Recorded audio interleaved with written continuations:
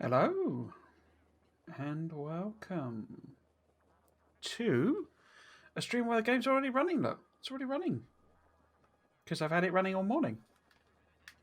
Hi, Ian. You all right? Welcome to the stream. Yeah, game's already running because basically I fired it up this morning and no, that was the wrong button. I filled all of these in, so it was kind of just a case of ferrying stuff backwards and forwards, really. So I did the fixes for the it was really basically just this, this belt here that was the main fix, basically. But there was a tweak on these as well, I think, wasn't there? It's not really hooked up, but all of the material is now here, and as you see, I mean, there's trains and stuff that need to be sorted out. But basically, this is all here because one of the things I got a bit worried about was how much power we would have available when everything was turned on. And let's see if I can get, if I'm on, oh, there we go. It's powerful. Yeah, so essentially, well, let's show you the 250-hour graph. So this is the power as we've been ramping up. And obviously that's solar panels, steam turbine, and accumulators. The turbines have been taking more and more of the load as we've gone, and this has gone up and up and up. And obviously, it's the beacons that are the real power draw. In fact, ridiculously so. But what's going to happen? Let's see if I can find one. Is when everything turns on, everything will go from the idle to fully running, basically. So we will suddenly get a massive spike of power demand. Although I say massive, I don't know how big it will be relative to the beacons. The beacons won't change. That's constant. But I say if we look at the power draw generally, I got a bit worried that if this jumps by say 5 times or something, so it becomes like 5 gigawatts, we were basically at the point where, so this effectively, that distance between there and there, plus the turbines, but I was hoping to turn the turbines off. That distance there was like the only headroom that the entire base had when running at full capacity, because that's the turbines running at full. Well, that is actually at full beans. So if you imagine that goes away, we couldn't actually run the base on the solar. Now that may not be a problem. I don't know how much of an issue the fluid mechanics are going to be. But if it is an issue, then basically we wouldn't be able to run the base without putting a load of more solar in. So I figured, rather than doing research, we should just fire up the whole solar panel production system again and fill out some of these areas that I'd earmarked as possible solar panel things. So I've been building a bit more, laying it all down to be built. This plus this is about equivalent to this, I think. And if this is producing, what was it, 40 or 30 or something, then that should give us another 5 or 6, which is what I was guessing. I mean, obviously there's the smelters as well. They would kick in when everything's running. So that should give us sort of a bit more headroom. And what I may actually do is just build up here and across here anyway. But oops, don't know what happened then. But again, if we do the expansion, I can potentially just expand out here and just keep the solar field going. But yeah, all I've done is the little bridge basically, which is just that copied and pasted down, and it just takes us across the railway track in a couple of places. So I should actually add a bit more in. So yeah, so basically I've been ferrying material back and forth and giving these guys build orders. That's about all I've done, but it's taken ages. Because I kind of realised that, if I did that on stream, it would be just you know, me just going backwards and forwards for about 4 hours, which is probably the least entertaining stuff I've ever done. Right, so the plan today, though, is to come up with this new system of expanding the walls. I brought all of that. We got everyone down here, so we got the military guys, and they're a bit damaged actually. Let's take them over there and get them repaired. Oh, in fact, we should repair them over here. So we got them in case we trigger some attacks, basically, and I need to fend them off or push the biters back. But we'll keep them well out of the way because they got explosive rockets. These guys are the guys who've been doing all the ball building. So in theory, they're the ones who would sort of kick off the building for this, or help with it, or something like that. And then we got the old landfill here because obviously I am gonna have to landfill.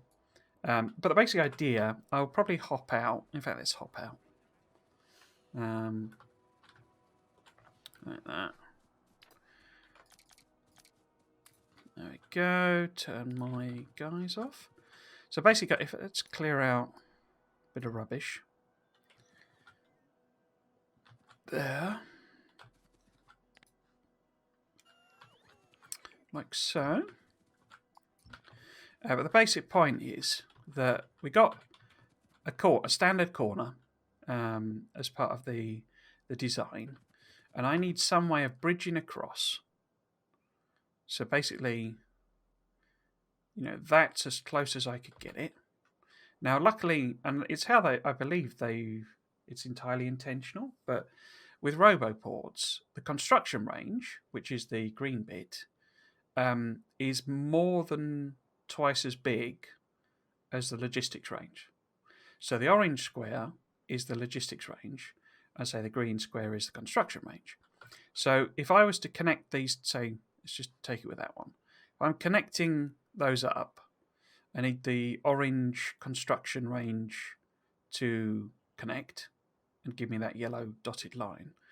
But I can get the bots to build roboports outside of that. So I can build there. So if we look at the construction range on that, it's well within the construction range.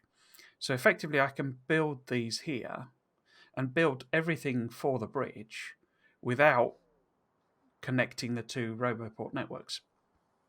The only difficulty, or the thing you've got to work out, is that then this wouldn't have any bots in it. Because it's a separate network, it then won't have any bots in it. So we're going to need... Now, we're not going to need any logistics bots because I'm not going to deliver any...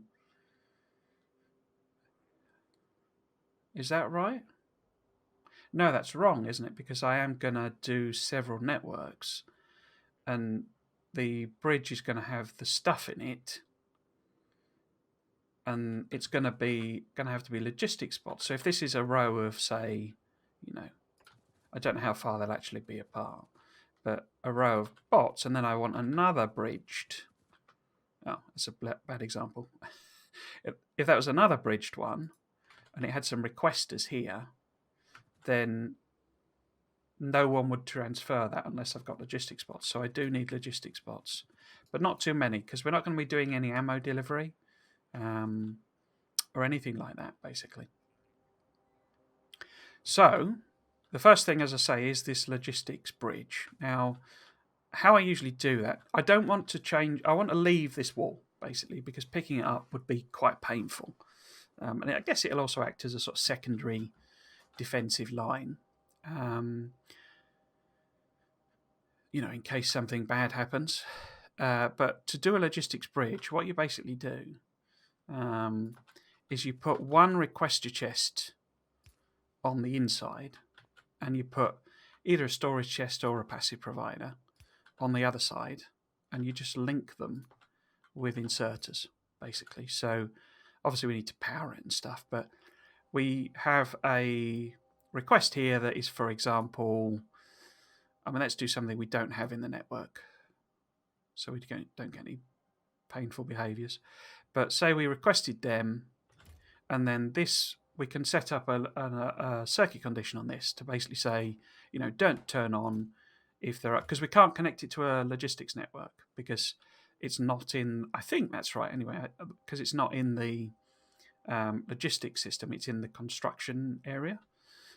So we need to put a circuit network condition on this to say, right, if you've got 50 whatever it is in there, don't do anything. And this will just sit as the reserve of the walls and turrets and all that sort of stuff. But say we have the slightly tricky proposition, and you can, like I've done here, you can use, if you want them further in, which we might actually do for this, because it'd be quite convenient to have a row of them there. But I can't really do that because I would need to pick those up, and I don't really want to pick anything up. Don't really want to deconstruct this at all, to be honest with you. But we can have multiple. We've got. We could have, say, one on each corner, sort of thing. Oops, I'm trapped in the wall, like that. So we could have, say, is that too far over? Yeah, that's too far over, that one. So that gives us, 4. Well, I could put some there as well. No, I couldn't because that's in the way.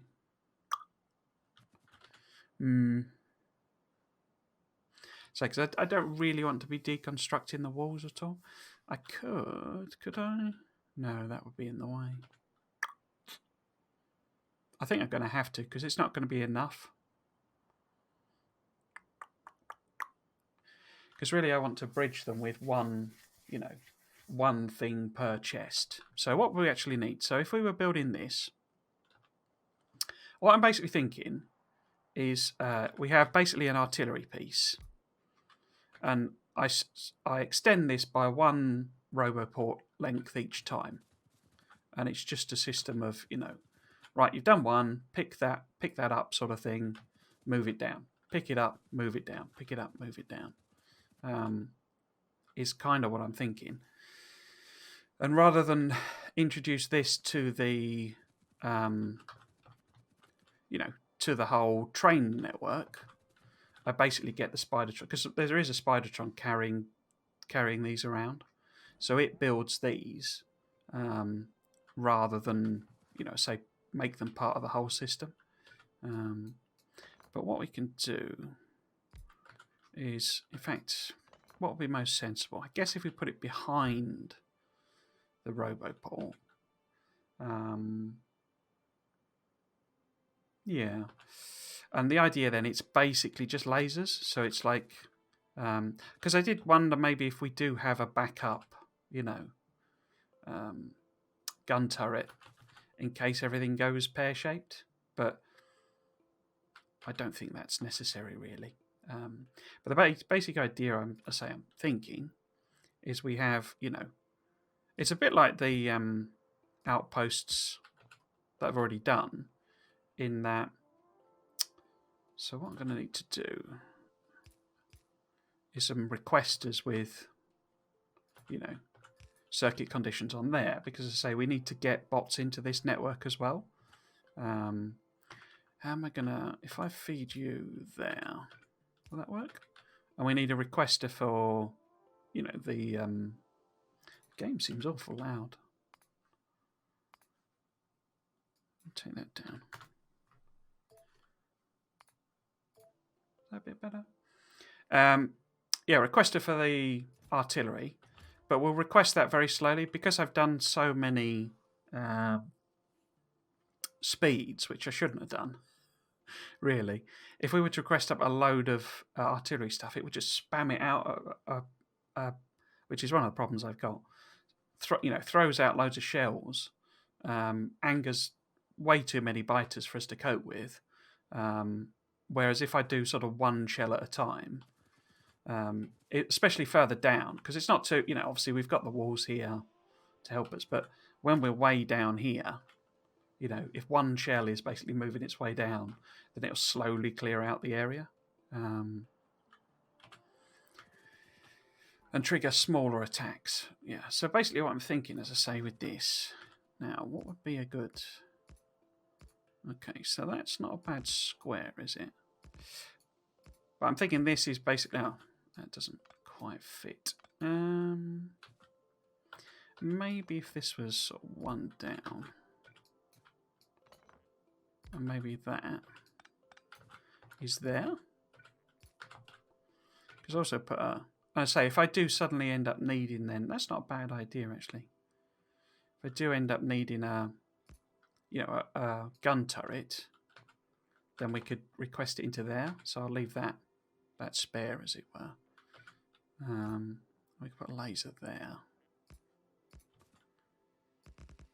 Because I want to keep it sort of all even on all sides, or sort of roughly even. So that's 6. 6 on each side. And we're going to overkill. We're going to overkill this basically, just because it's going to have to fend off fairly big attacks.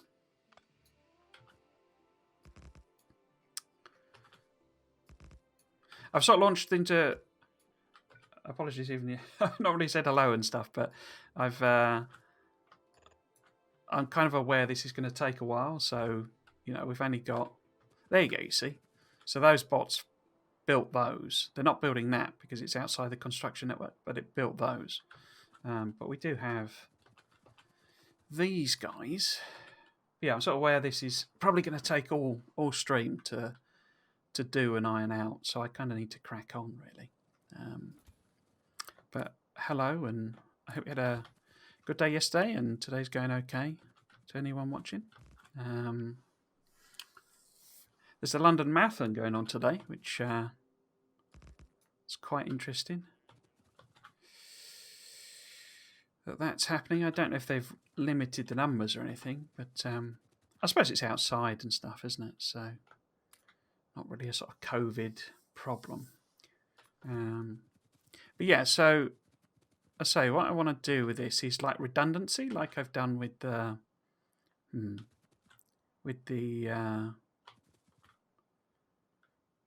actual outposts, where I've got lots of...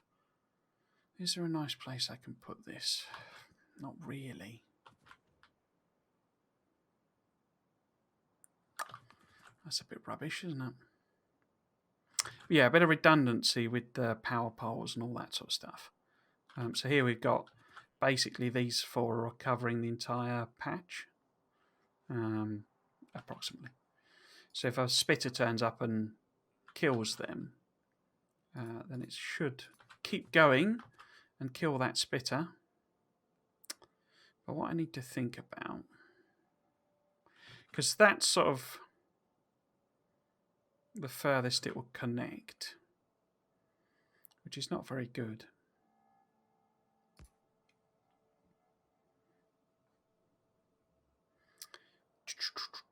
So maybe if we put, I say, redundancy is the way to go. Do something like that on both sides. And where would that be? That would be, say, because that's sort of in there. So maybe we put that. No, that'll do because it's got 5 connections effectively. But we do want one inside as a just in case. Yeah, so it's just a. If I put a request for 1 artillery shell, it shouldn't deliver it because there's nothing. Yeah, there we go. And then we want to... Oh, that's in the wrong place, isn't it then? That needs to be there. So we want to request repair packs. Repair packs. Like that. We want to request construction bots. Like that. And we want to request... Do I want to request logistics bots now? I don't think I do I? We'll need them later. Because the idea is it's going to be modular. They're good. How far do they run? They run 26 and a. So a marathon is actually like a defined like unit of length because it's actually called a marathon because basically it's a place in ancient Greece, well, place in Greece, ancient Greece, and it's based. Whether he actually did it or not, I haven't a clue. But it's based on a sort of a legend or a story, essentially that, and it's probably true. But basically, I can't remember what his name was, but he ran this distance between these two towns, cities, whatever you want to call them, to warn of an attack, basically. And he ran, I think, to marathon rather than from marathon. But the distance between those two cities is 26 and 300 yards or something. It's some exact distance, and that's a marathon basically to run that distance. And I mean, you can look it up. It's on, I say whether he really did it, all in one go and all that sort of stuff is, one of those things that is it true, is it not, sort of thing. I'm sure he did the run, sort of thing, but whether he did it continuously like they do in a marathon race, I don't know. But yeah, so they do that distance basically, and what they go around. Basically, they sort of go around central London, and they go past several landmarks. So there's back in the day, there used to be they used to bring tea from India, as you know, as Brits famous for our tea drinking and Boston Tea Party and all that jazz. And they go past something called the Cutty Sark, which is a tea clipper, which is basically they used to run tea, because obviously it was really, it's very valuable, because it's that supply and demand, thing. And so they used to try and get it back as quick as they can. I don't think it was because it's black tea, so rather than green tea or something. And I don't know that it would go off. I think it was just literally quicker you could get it back, the more money you could make, sort of thing. So they had tea clippers, which were super fast sailing ships, basically before it's before steam engines, and that's one of the landmarks they go past. They go across the river a couple of times, I think, but you can't. Oh, I don't know if there are spectators allowed now, but you used to be able to go and watch it. It tends to be so what they do, because I think it is limited numbers, because of COVID and stuff. Let's do that one. But it tends to be. You might think, well, the runners go past and that's it, sort of thing. But they stagger them, so the first runners that go are like professional athletes, basically, and so they go. Oops.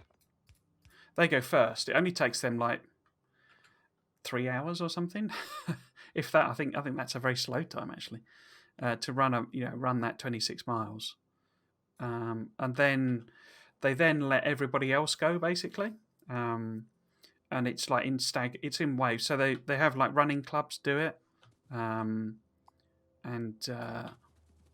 they because they're semi-professional, shall we say, they run first essentially, and then your amateur people, and eventually the sort of last to go, I think, are the disabled groups. Do I want to bother with multi-walling this?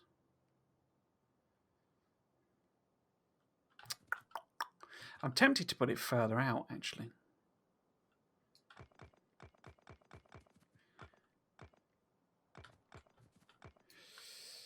Because no, I suppose.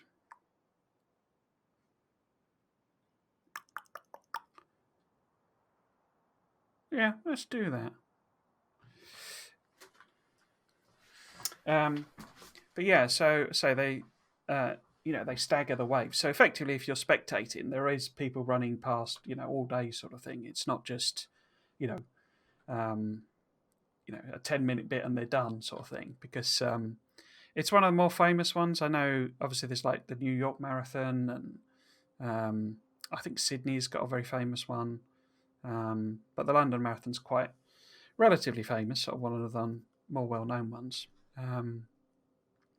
But they always do it this time of year because it's just as it's starting to get cold. No, I think they usually do it a bit earlier, but it's usually after the summer because obviously it dropped like flies if you don't. But in order to run it, you have to get sponsorship, or you used to have to. Maybe it's maybe not for this year, but you had to get sponsorship, and that's how I know about it because I had a couple of friends and one of my teachers when I was in school. They used to do it, and so we would be sponsoring them. But you used to have to get like it's quite a lot. Actually, it was like £10,000 worth of sponsorship in order to run it. I suppose in theory you could pay that yourself, sort of thing, if you really wanted to. But the idea being that it's then, it's an exclusive event in a sense, but it's not financially exclusive. Anyone can do it so long as they can raise that sponsorship entry. But I think that's also quite a good idea. It makes it, a sort of a worthwhile event, as it were.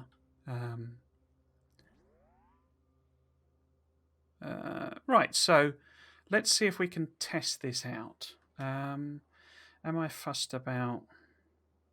Because this is obviously slightly further down, not a long way, but slightly further down than our furthest artillery. So I think...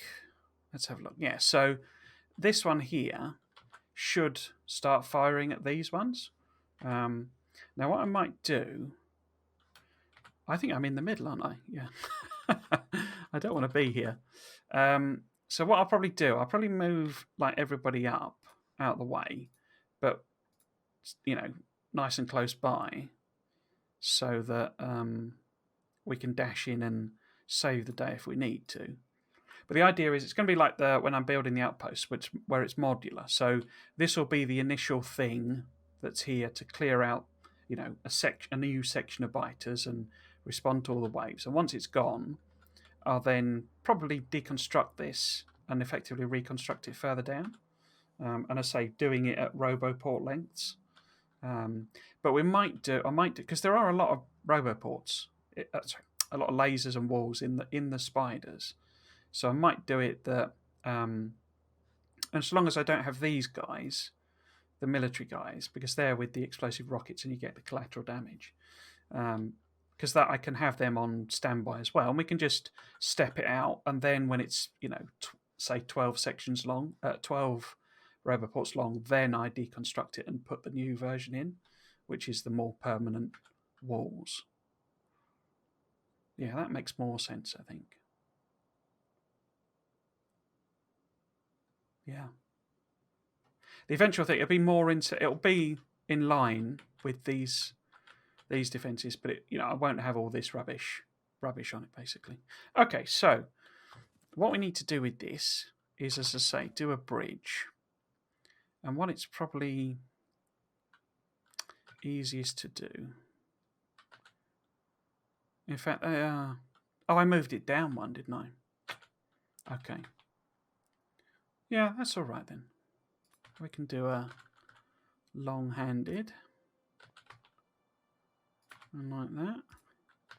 But we do need power. The idea is that I'll just blueprint all of this with all of it on, because I'll stamp it at the corner, because all of it's like symmetrical for all four corners. And there are only 8 directions I can go, if you think about it. Right, so what we could also do is potentially use it as an opportunity. Oh no, I'm not going to have room for another substation, am I? No, okay. So if we plop in one of these here, and we've got, is that there? Bit of a save. We want them there.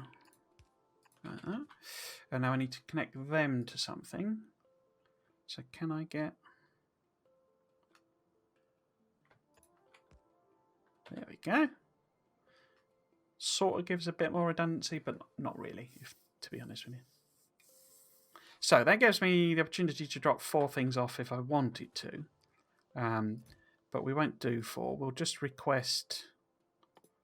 in fact, let's do the conditions first. So we want to connect that. We want to connect that. And that. I guess we'll do that one as well, but it won't have anything initially. So this one is going to request up ammo, isn't it? So what we want to... ammo. Artillery. So what we want to do, we want to have shells are less than, say, 2. Enable disable. We only want 1 in the actual thing. And then if we set this to 1, it'll start doing it. But let's not do that yet. Because I need to do the logic for the construction boards and stuff. So this one is, say, construction bots, I guess. Yeah, let's do construction bots. If they're less than... We don't want too many, because I don't mind losing them, but we don't want, thousands being destroyed, because, they won't trigger the trains as such. So we only want 1 there. Cool. And then this one can be the repair packs. Not as fast about the repair packs, because they do trigger the trains. Whoops. To come and replenish them. So if that's 20 there, say. No, maybe 50. Yeah, let's put that on there. Right, so did I do that one? Yeah. So this is like 50. Oops. 50 repair packs. This is... Oh, trees in the way. Oh, bottom. Can't reach. Okay, let's go in there then. Right. This is some robots. Say 10 of them. Oops. And then, so we'll leave that one for the time being.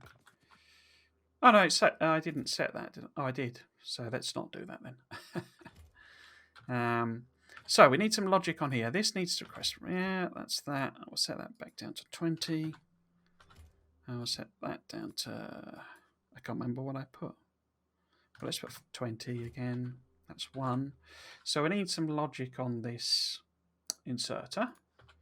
So we connect the RoboPort to the inserter. Definitely want a stack size of just 1. And we read head contents.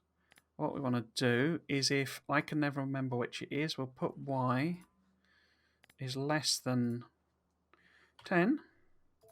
Then it'll insert. Now, what I'm doing there is when you connect this to the circuit network, you get the option.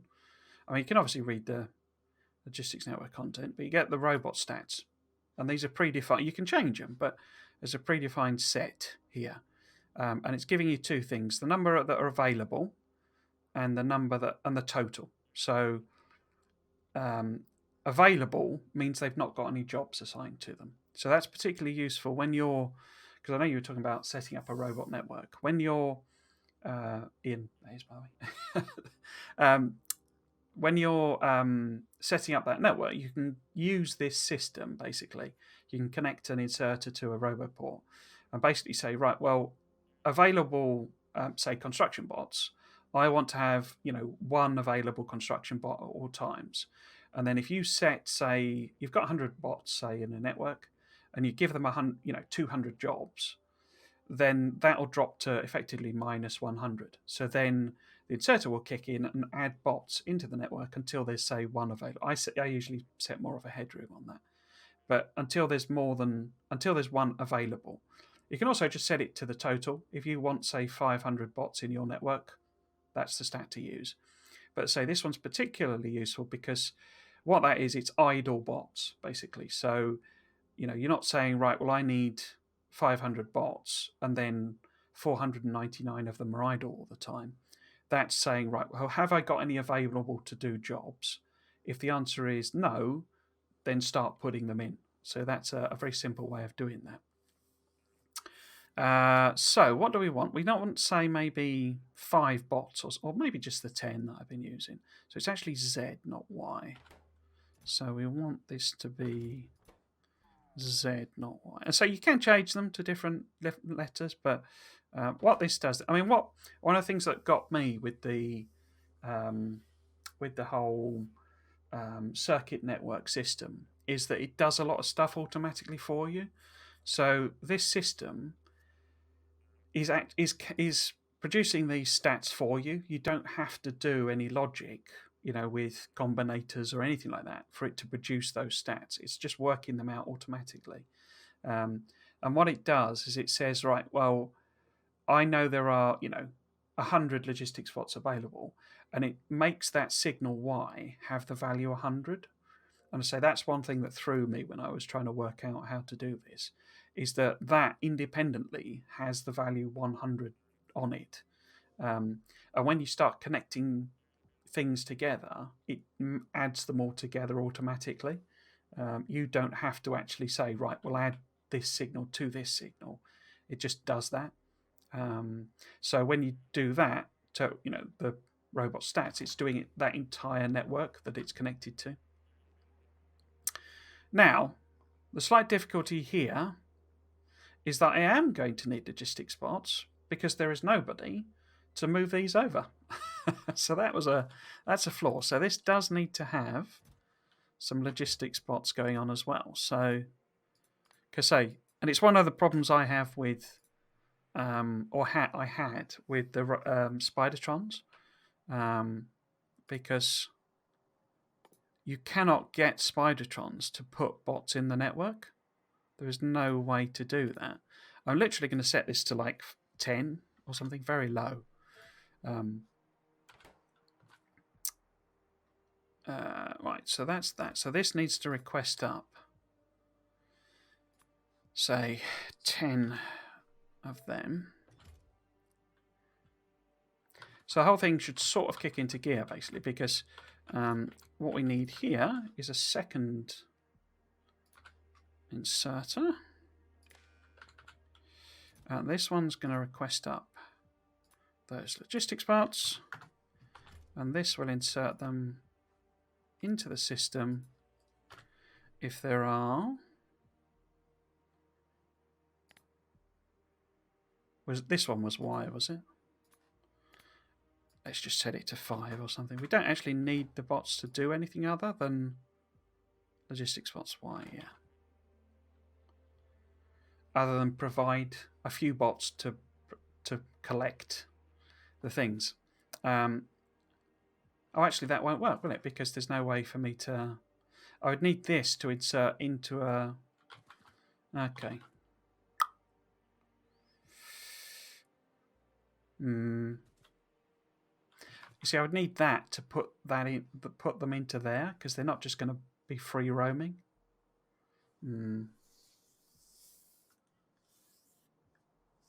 Okay.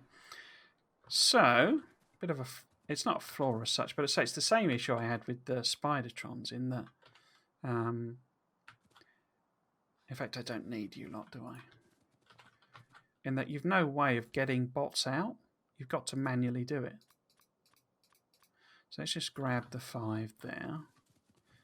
And it should all, as I say, sort of kick into gear when I add these in. There you go, you see. So they collect the bots and the repair packs. So how am I going to do that for multiple? I don't think I can I? Unless I put them directly into a roboport. Because it's really difficult to do it here because, of course, we've got all the rubbish. But what we could do is we could have the second roboport essentially there. Oh, it's going to be a connected network anyway. I'm not going to bridge this. But every time I do a bridge, I'm going to have to come and manually charge the system, as it were. There's got to be an elegant way around that. Right, so what we need to do now, did I already do that? Yeah. Is request up the one bit of artillery and go and hide in our Spidertron. Out of the way.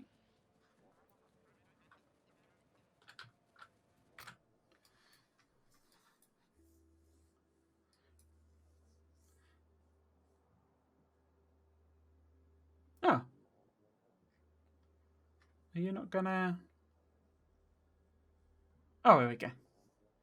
I think what they do with the artillery is it scans around it.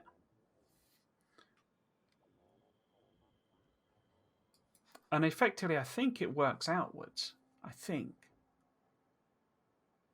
No, it can't do, because those are nowhere near, the nearest. Maybe it's randomized or something like that.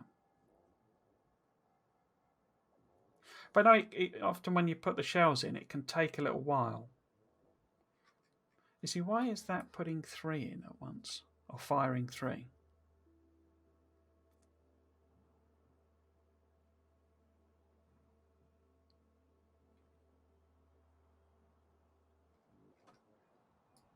See, I don't get why it waits. That's the bit I don't quite understand. So it's fired 3.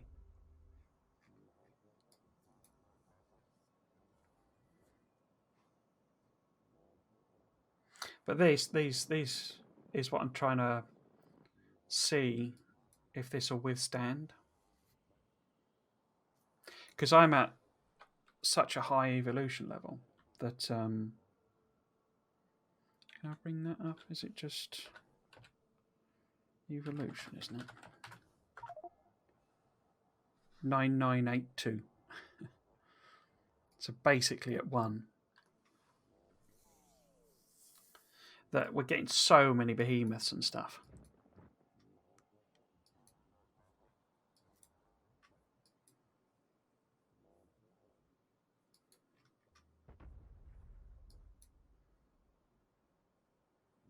Because I'm sort of hoping that I don't need to protect the bots flying across, or it becomes irrelevant. Because as long as we keep 1 logistics ones, it'll just keep going. And say, so long as I'm careful that it has properly finished clearing things out.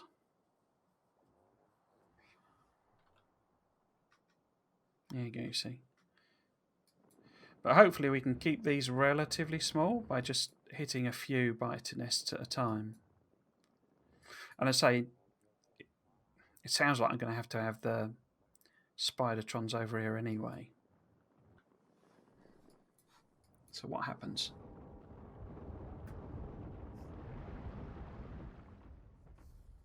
Okay.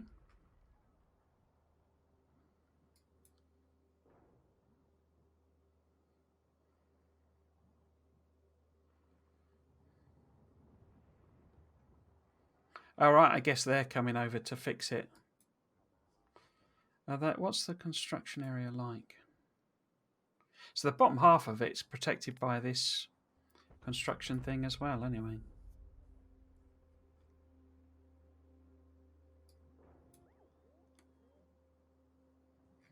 You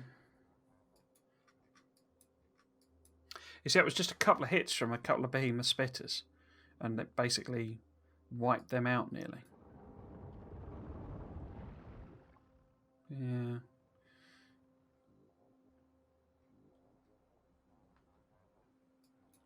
There you go. So here's the train reloading. And basically this This is set up that it triggers when artillery, ammo, or should be repair packs as well. No? Oh no, just ammo I've got. Okay. No, it's the outpost that's got the repair packs as well.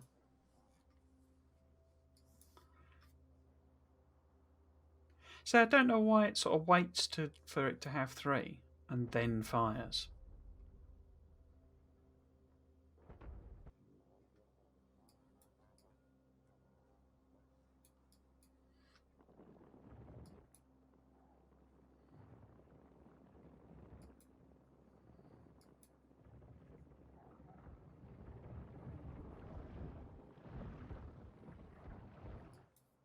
Okay.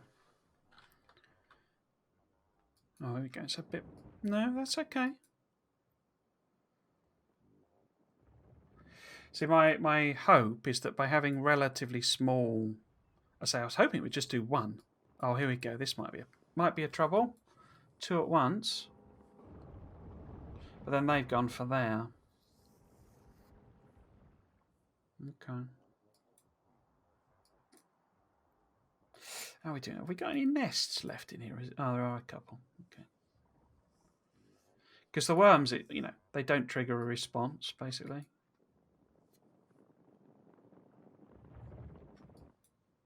But say if it's things like this is going to be okay. But if it's the great big waves that came when I was doing the outposts, this wouldn't survive. How are we doing? It's quite slow though, isn't it? I guess I could do creeping barrages for each one. What's the range like? Because we obviously need to do it at the corner. But then I could do one for each, do one at each, section, as it were. So extend it there, maybe. Because it looks like they'll be able to, there's a big cut, overlap.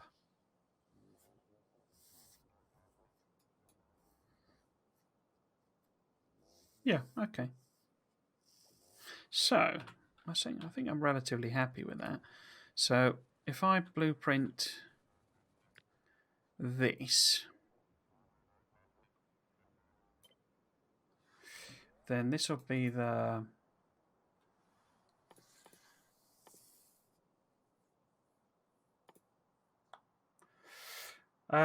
let's call this... what? Wall... artillery... something like that. Do I want to get rid of that? Let's get rid of that and work out what we would actually need. Oh.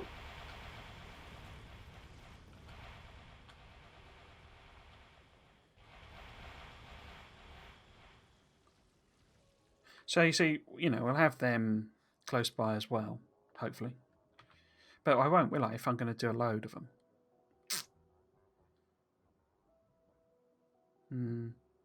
Okay.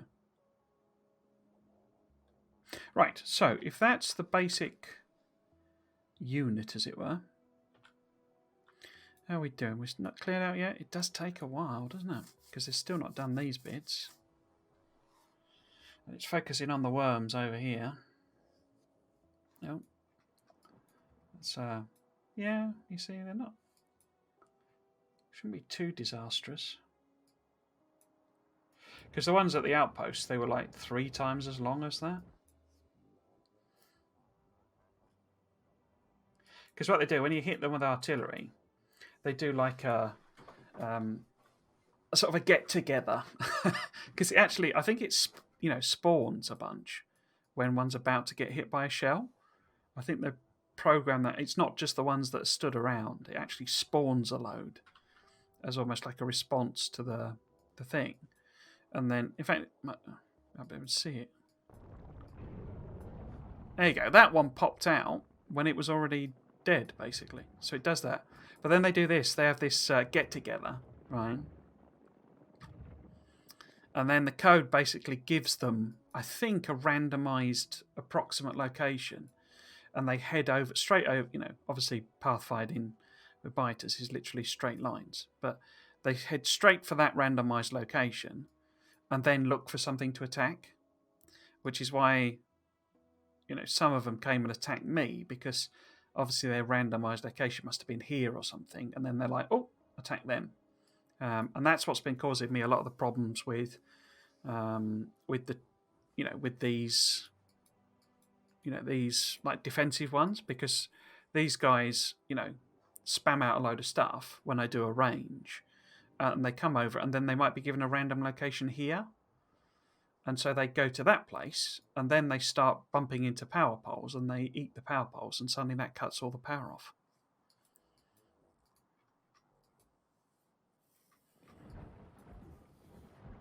It's difficult to tell because this is so close whether it's properly effective or not. How are we doing? We can't be far off of... So that looks like that's pretty much all of them gone. I think this is all gone. So we might be at the stage where it's cleared that out. You see again, they're nowhere near that, because they're obviously told, right, go here or something. And then it's gone, right, well, where's the nearest structure? Oh, over there.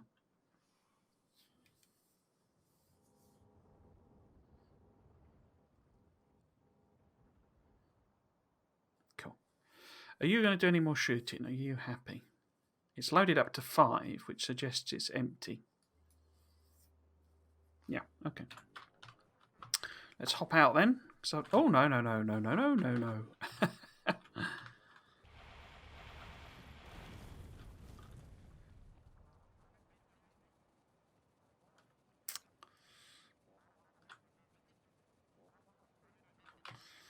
Let's see if I... This might as well go.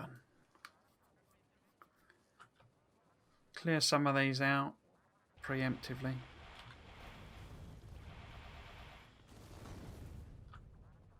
Get rid of the problem, as it were.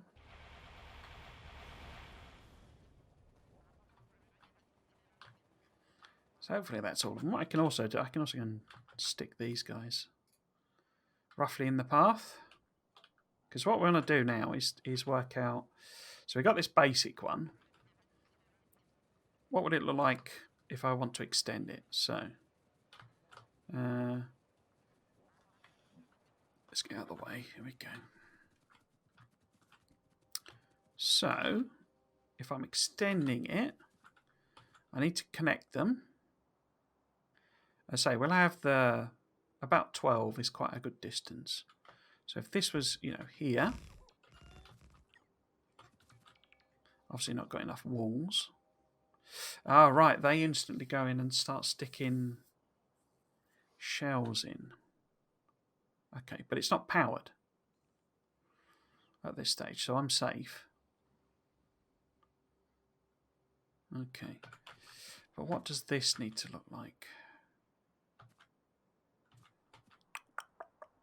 Yeah, I quite like the idea of doing, you know, 12 of them. The trouble is I don't have 12. I don't think that spider has 12 in it. It's got 10, I think.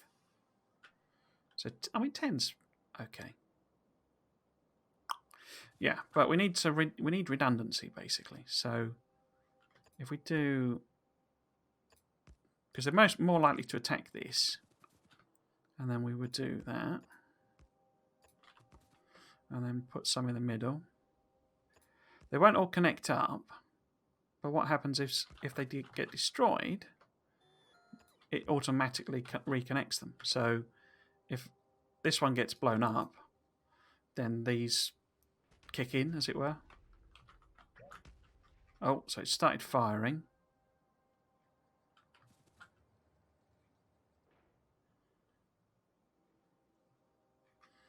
So it's obviously got what it needs.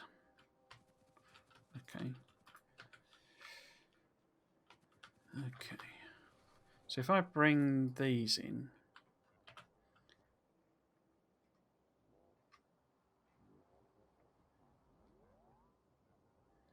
Because they've got loads of wall and lasers and stuff. So, if our repeating structure has them in, then that'll let me know where to put it, basically. So put wall, I don't know, roboport. Well, let's just use the same symbol. I could do snap to grid, couldn't I? Oh, I can't be bothered.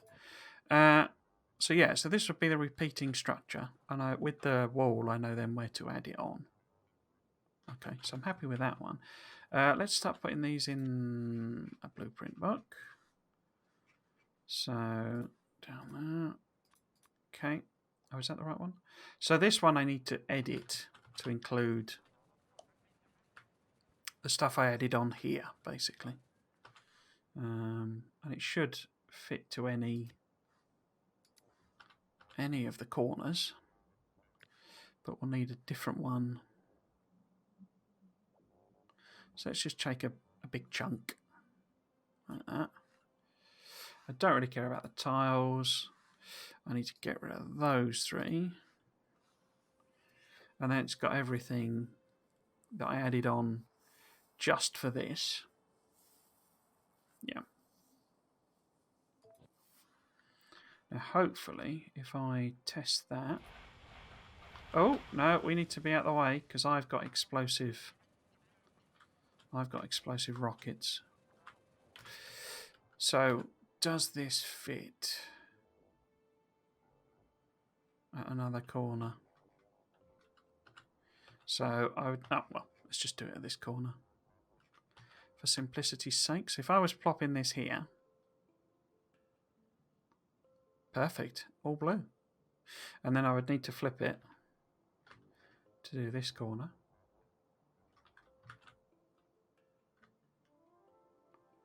Perfect. Yeah, cool. Okay. Let's get that in the blueprint book. Oh. No, wrong one. That one? No. That one. Yeah, okay. So we do need another one of those for when I'm attaching it to a straight. But we can use that as a reference.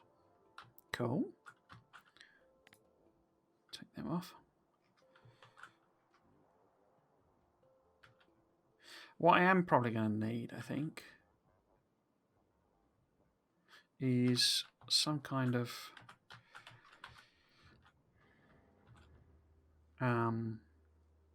landfill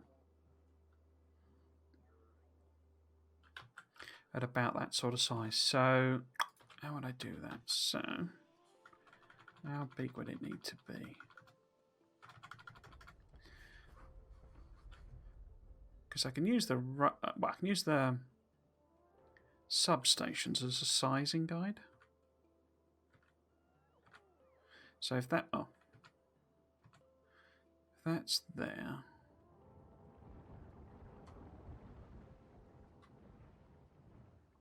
it would fit perfectly.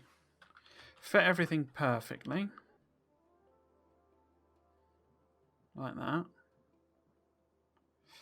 But not those. But that doesn't matter. I think that's something I can basically take down. So what would the overlap on that be? Okay. So if I take it 2 in,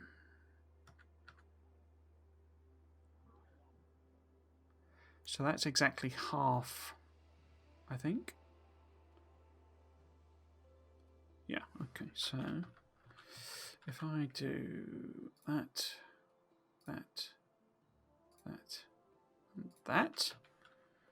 I blueprint that. And this is the walls one. In fact, let's do that. Does that fit? Perfect. So that then gives me a perfectly sized template to just go straight down there. Or straight across there, or wherever I happen to be going. That will perfectly fit one of these.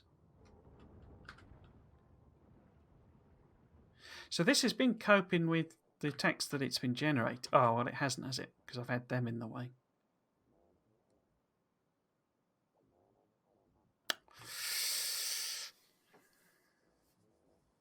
You forget, that was close. Yeah, you forget that you're basically this squishy little meat thing, or I do anyway.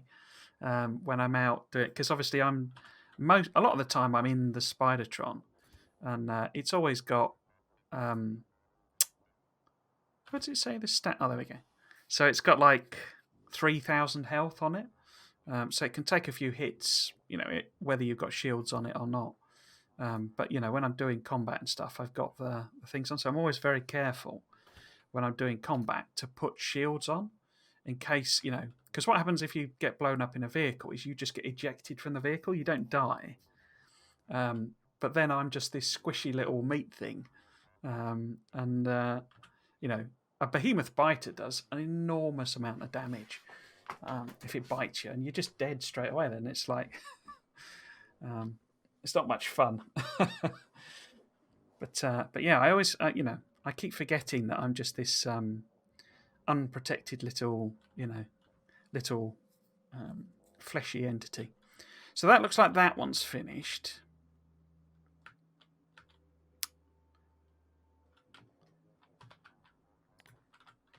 Yeah. Okay, so we know 2 works because we're now beyond the range where these turrets would help basically. So if we do, I could put some more solar on as well, couldn't I? Let's do that.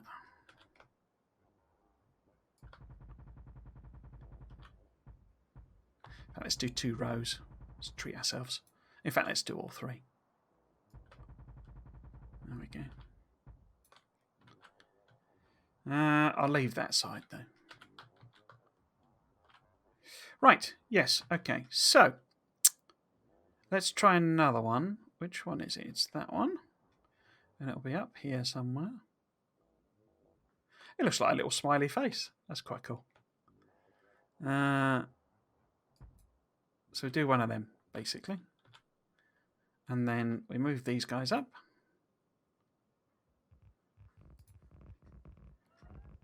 They build everything.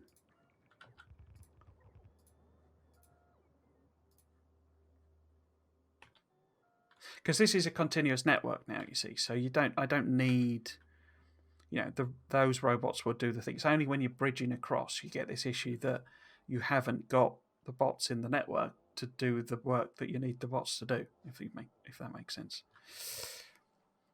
So are you going to kick in and start firing? You are indeed. Okay. But yeah, the idea then would be, what did I do with that? So this would go, let's do it there. And eventually we would come down to this one. That I'm going to have to do some landfilling straight down to keep putting these in.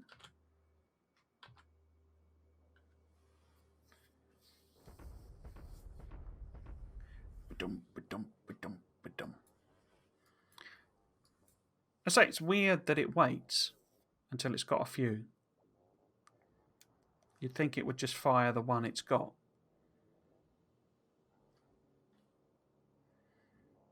I guess some logic to that, I guess, but what it is, I don't know. Did we get more in? It's probably not added too much there, because it looks like there's one left that it's going to do. You see, we've got a bit of a gap where there were no nests or anything. Next one will trigger a bit more of a response, I think. Oh, looks like there was 1 or 2 brought in. Okay.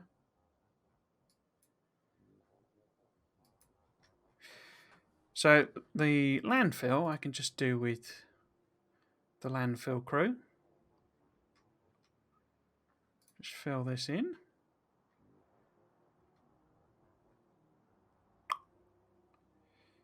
I suppose it does make sense to keep these anyway, because if I am going, when I'm down in the water here, it's going to be firing out shells and triggering attacks, but the biters are going to try and path to somewhere here and not be able to get to them and probably end up coming down anyway. So this is complaining about not having anywhere to put something.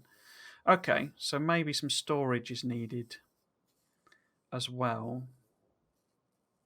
That's weird that it would do that, though. Why have you done that?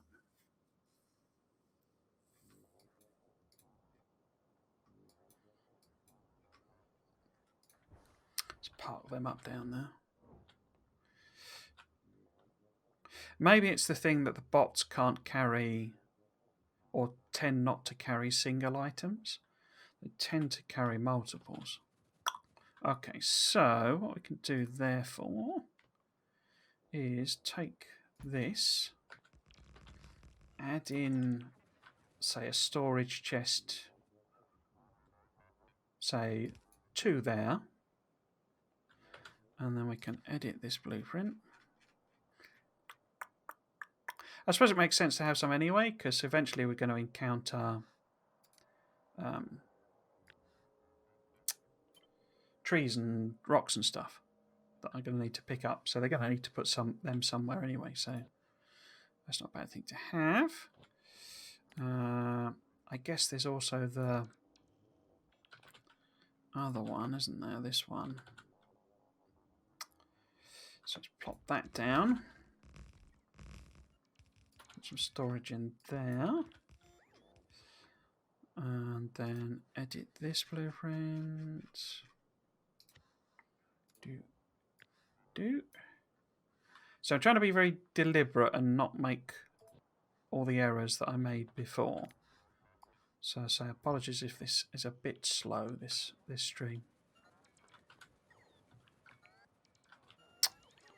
Is that you doing? Yeah, you're doing stupid stuff. Silly bots. So yeah, so that's got some storage in it. So I'm going to chuck some on manually here while it appears to have gone a bit calm. I mean, I wouldn't need them on every single one technically, but it's just easier, I guess, if they do. Because say it's a single network, so okay, so that gives them some storage. And I say it's somewhere to put trees and stuff anyway. So it looks like that one's stopped. So let's do another one.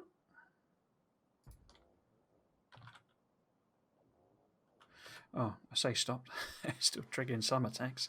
And then move these guys down. The other test is whether they have got all of the stuff to do, say, 10 of them. Because I'm pretty sure they have got... That Spidertron has got 10 artillery pieces in. I was wrong. I had a near-death experience being 2 steps ahead of one of my trains. Trains are... yeah. They're absolute classic for getting murdered by your own trains. In fact, is there an achievement for getting killed? Build a locomotive. I know I've certainly got it. In fact, in this very series, there's a death by train, or several deaths by train, I think. Is there a death by train one?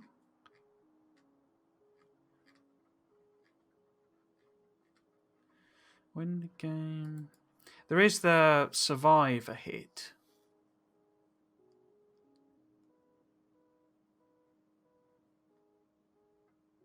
There you go. Survive 500. Get killed by a moving locomotive. There you go. So you do want to get run over if you're interested in achievements. But yeah, that one. I mean, it shows you what to do. Basically, you need to load up with shields, and I mean, you can actually do it now with behemoths. But when I got that, you didn't have behemoths, and so you had to get hit by a train. And what it basically entailed was getting a big train, with lots of wagons on it, and getting it up to speed and standing in front of it with as many shields as you possibly can. Learn to zoom out before you cross. Yeah, the thing. I mean, you can actually set up. So I do, you may not be interested in the circuit network stuff, but you can actually set up like crossing points where basically it'll automatically detect whether there's a train coming, essentially, and then opens and closes a gate. The trouble with that sort of system, particularly when you get to big builds, is that for it to work, you need to put a wall all along your all along your train line, which is a heck of a lot of wall to put down. Otherwise, you'll just find yourself because I tried to do it, designed a crossing point, and it worked. It would stop you, although you can go fast enough with enough legs that you get past it. You can run past the timing of the thing and get run over anyway. But if you do that, what I found I did is I just ran around the edge of it, because waiting, for the train, etc., is just a bit of a pain. And so you find yourself running around the edge, and you just completely defeat the point of having a gate, basically. But say you can set up a gate a bit like this, where it would have signal, it would connect it to signals, basically, and have it trigger whether or not there's a train there. And you can use logic and stuff like that. But as I say, if you do that, then you have to surround your entire train system with walls, which, as I say, is a lot of walls to put down. Here we go. So even though, because this is stuck out, these are having to respond, as it were. I don't think we've lost too many robots either, have we? Are you finished? You've only got one in, so presumably you're waiting. I suppose the advantage, thinking about it, because they're having to bring the shells down, it is sort of slowing the attack speed, as it were.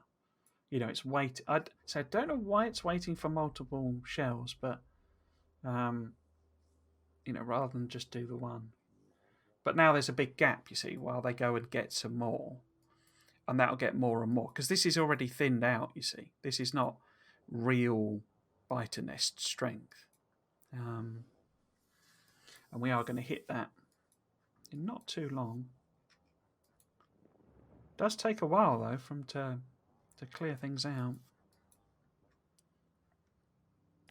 Oops.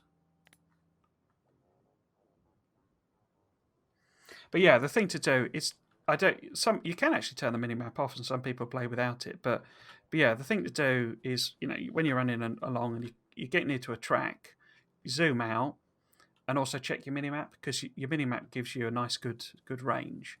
And if you see a train on your minimap, don't cross, basically.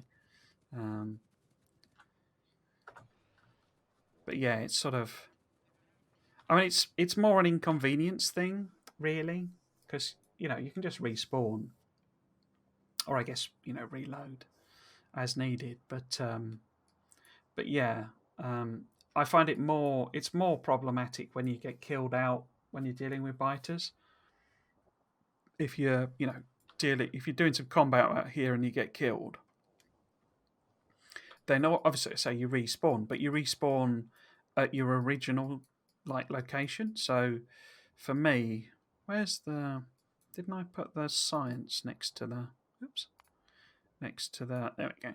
So you literally spawn next to the spaceship. So you could be out here, and all of your stuff is then left behind with your body. So you've then somehow got to get out over to there, and obviously you can build a car or whatever. But if you've got killed next to a biter nest, you've got to build, all of the stuff you had that you were using to, attack the biters. I think am I just gonna hit you with a regular shell?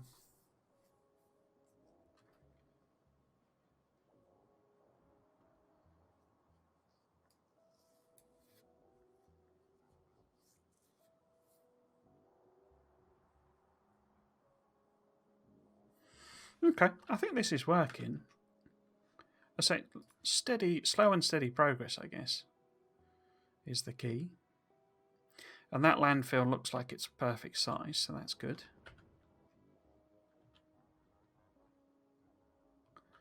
Do I want to... I could just move them down and wipe them out.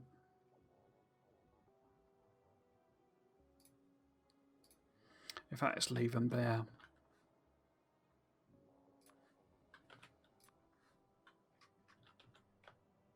The reason I'm really doing this is because I want to have a system.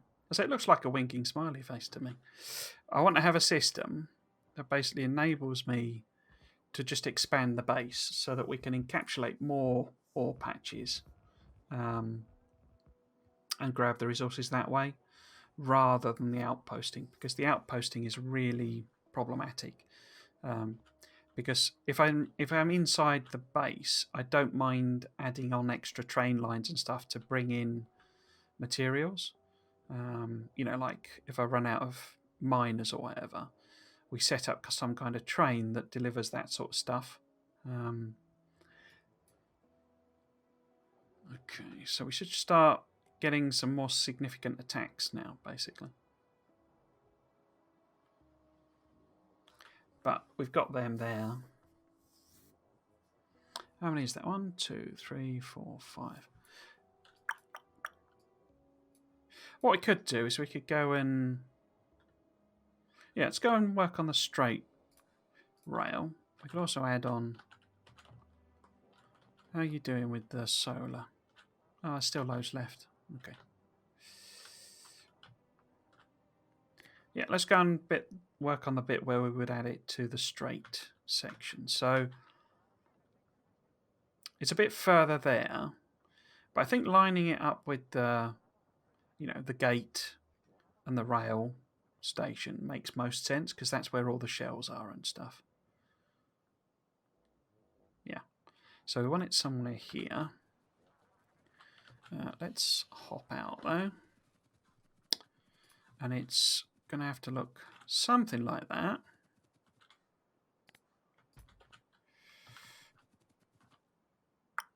Okay. So what I could try and do is maybe copy this bit. In fact, let's copy all of that and see if we can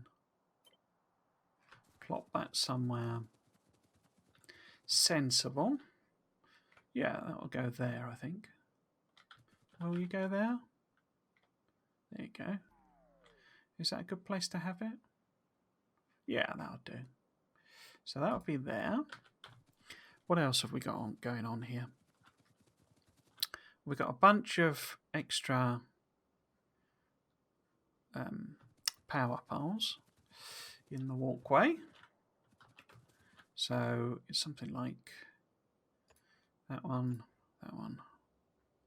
and I don't know, that one. What else? Oh, power poles just outside the radius.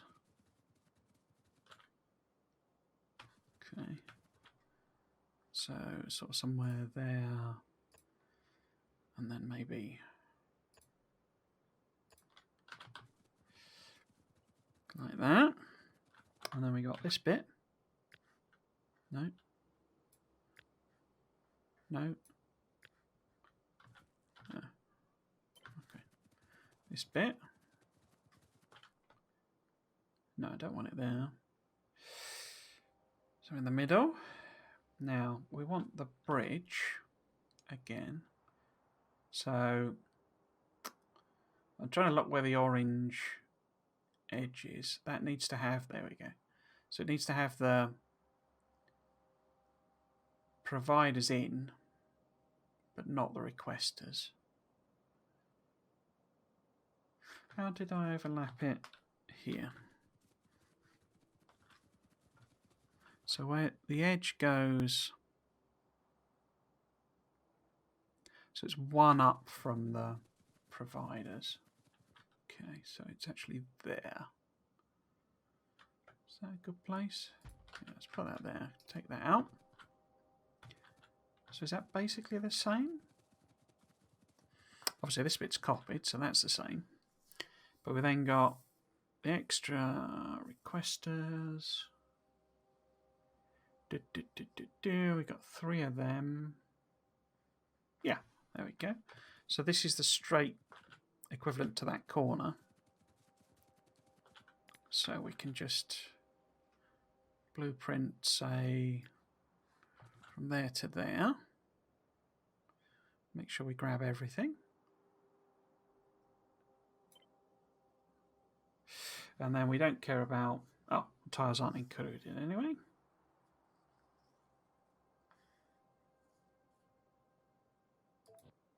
And that should then fit any... Oh, obviously, landfill notwithstanding. But this should fit at any... Yeah, anyone there.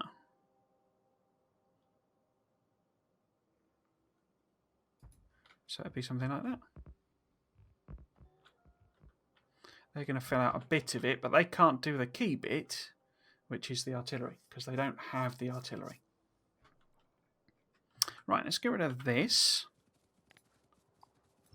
Like that. And then we'll jump in spider so that we don't get splattered. Or not splattered straight away anyway. And I think I'll bring these guys over and test this one out. It shouldn't trigger, I mean, unless there's been a colonization, it shouldn't trigger any kind of artillery firing. But it'll at least let me see. In fact, we might just do, if we extend 5 out there, because we've got 10, as I say, we've got 10 artillery pieces. I think I'm carrying a bunch as well. Yeah, I've got a bunch as well.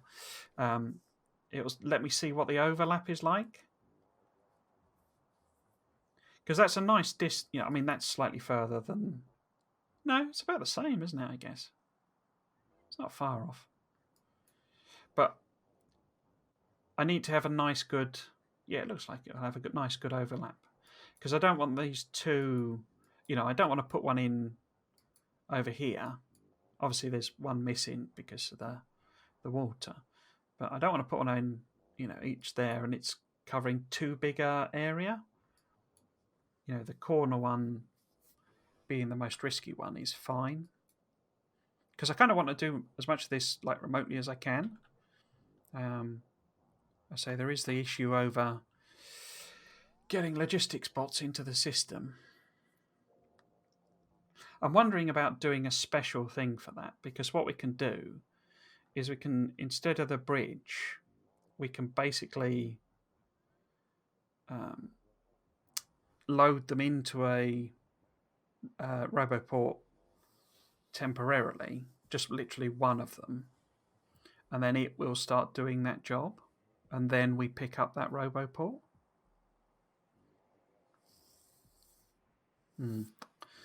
I'll have to give that some thought. Oh, there's no radars.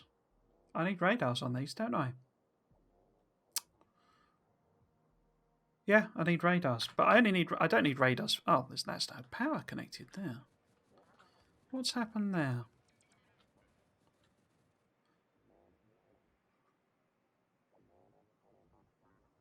Why are you not connected to any roboport network? Oh, because it doesn't go as far down. Okay.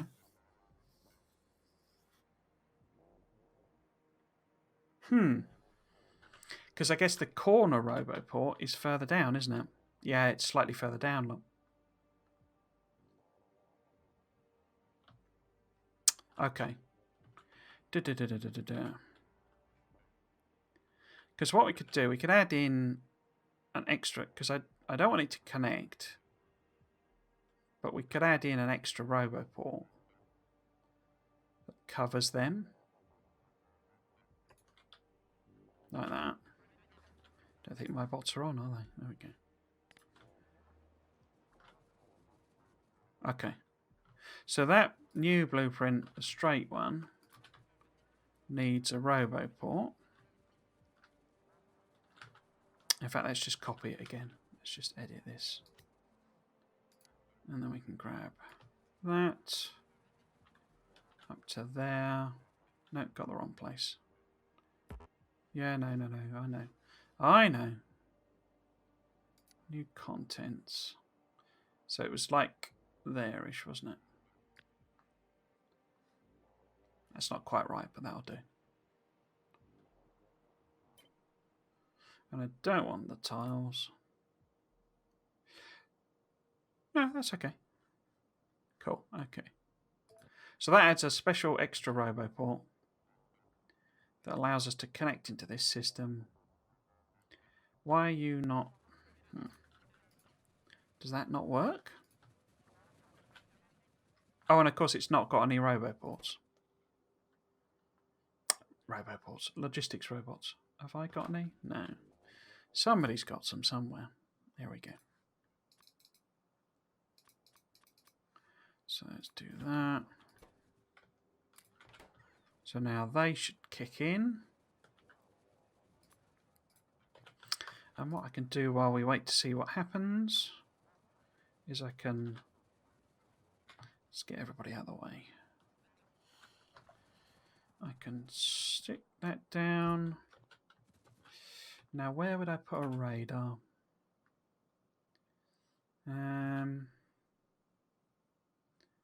Would one go in there, or is that going to kill off? Yeah, ghosts are in the way. The ghosts are in the... Ah, maybe there?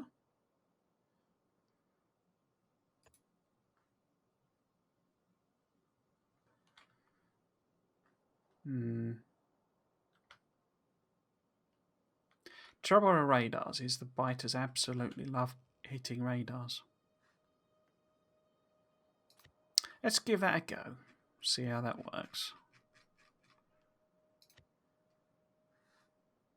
I say I don't need radars on the Oh, got some lads going in. Better not get too close to them.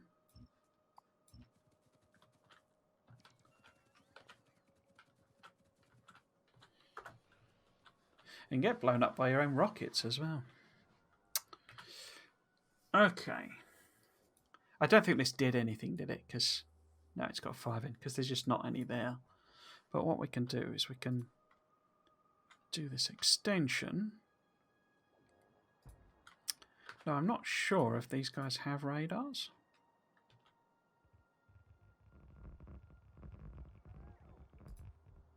Oh, they do. Okay.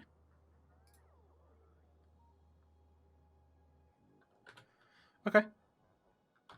And again, almost certainly not going to do anything, but we'll wait and see.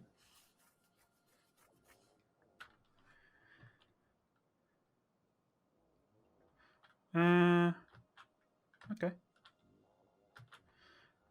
Bit puzzled why that's not.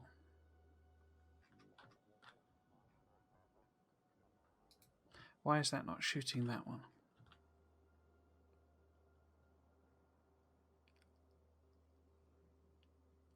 Ah, there we go. Just waiting.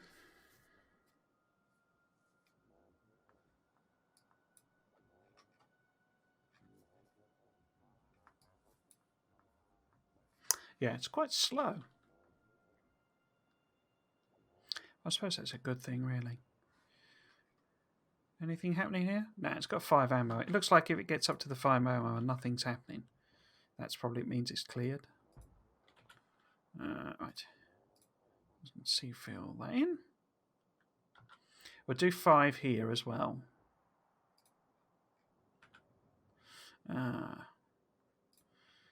Looks like they're not carrying very many long power poles. Okay, that might be something we need to fix then. Where are you? Here we go. Has anyone got long power poles at all? So you have, but I've used them all up. Okay, so if we make, say, turn that up to 150. I don't suppose anyone else has got some that... In fact, we could give you some, couldn't we? Why is that not? Copied it over. Okay. Right, so we put some there and... Oops! There and there as well. And then... request up 100 there.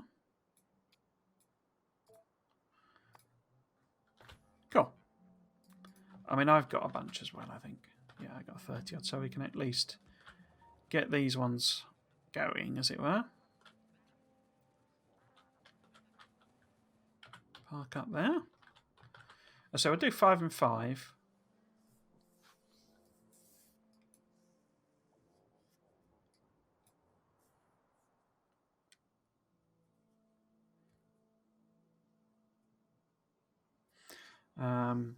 And then we'll think about corners, I think, and what the replacement and the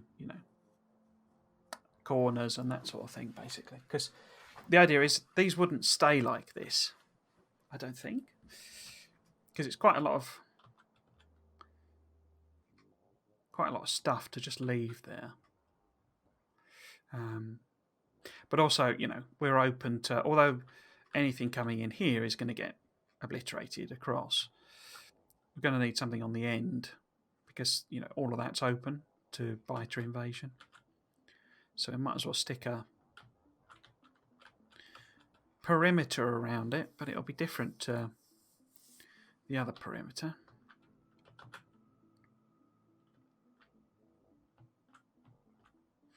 Oh, done here as well. All right, so I did clear all of this out, so there shouldn't be a lot going on, really. Yeah, it looks like that'll be a good overlap, I think. Cool, okay. Right, so next one. Let's bring you lot in.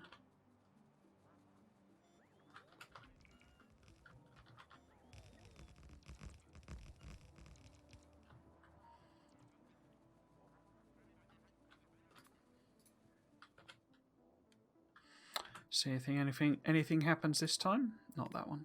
That one. Yeah, they're nice and overlapping.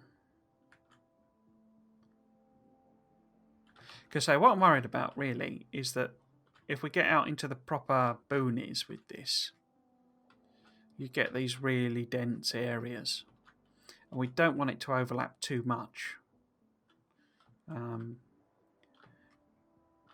Because even though it's a few shells at a time, I don't want to bother too much about having to come and repair stuff and fix it.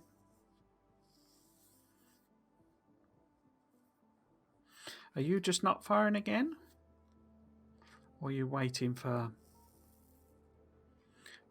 shells?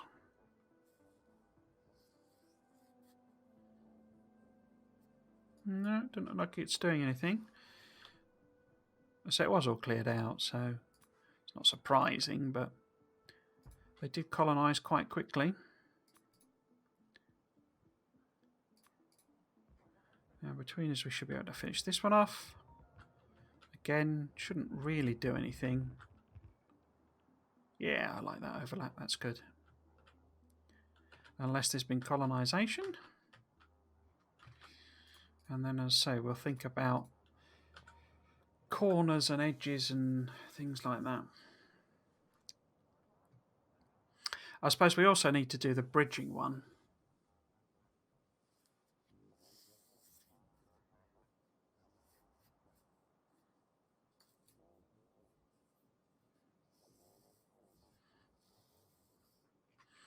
Oh, Dan, are you just not going to do anything either?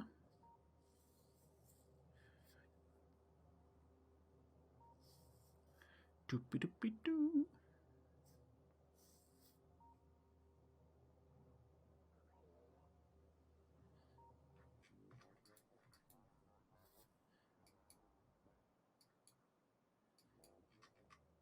Oh, yeah, here we go.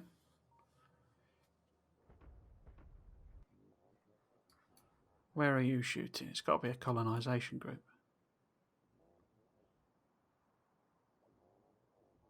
Boop. There we go.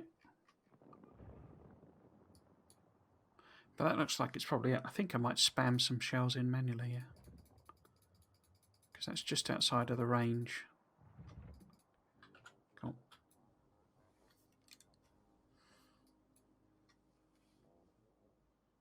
You can, of course, manually clear out with the artillery, but it is so tedious. Because the shell, it's a bit weird, actually. They don't actually have that big a range. In fact, I mean, they are a bit of a strange combination because they're overkill for nests, and they kill off by behemoth worms, no problem.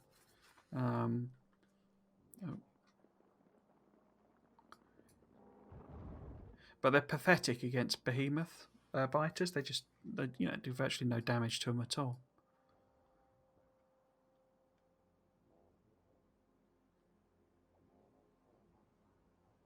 Is that it? Are we done?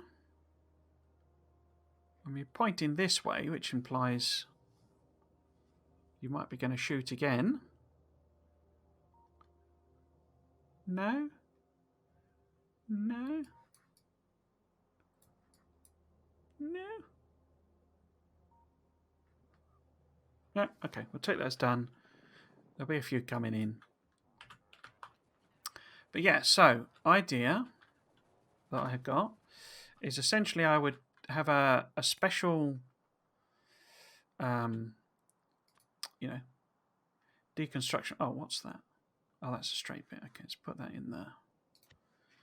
In here. So that's a straight connector. Let's put that there. So we have a special deconstruction planner that has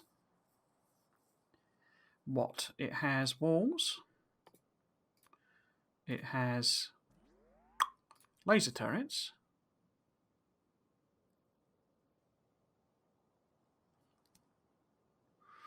And that's it.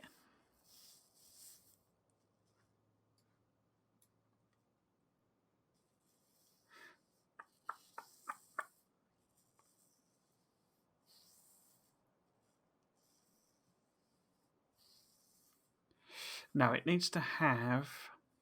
How am I going to do that, though? I need to take that out without taking them out. Oops. I guess I'll just do that manually, basically. Yeah, okay. So the idea would be I would then use this to pick up those. Cool. And then we want to put... Now what we want really is just a simple line. Yeah, I think I'm going to have to manually do stuff anyway because we don't want too much of this rubbish left behind, really. Okay, so...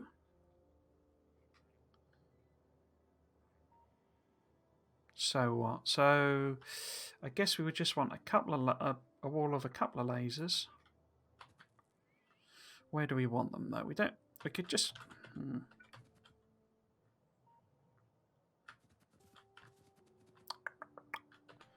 Let's think. So I think I'm going to have to manually take these ones out. Have you still got power? You have, okay. No, leave that one. And then we'll just overlap these for some redundancy, basically. So like that. Like that. So we know that's the next one down. Is that in a repeating place? It isn't really, is it? Because it would need to be in line with that. Is that right? Because that's the... Now that's the inner one, isn't it? Hang on. Confused myself. So if this was here like this...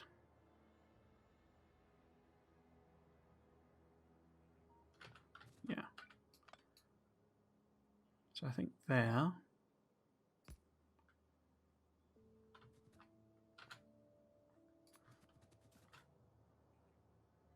Like that.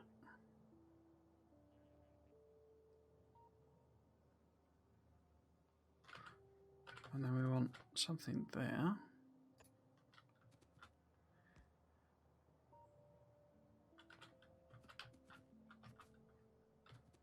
Because this is... Oops. The repeat point, and this gives us some... Are they in line? Yeah. Yeah. Got them two from the original. That in line with that, and that in line with that. Okay. Yeah. And then, so this would go, this would go. And then we just want 2 rows of lasers, basically. Oh, don't know why I picked up the ammo. That was incompetence. But we want them a bit out, but not too far out. So probably a row there.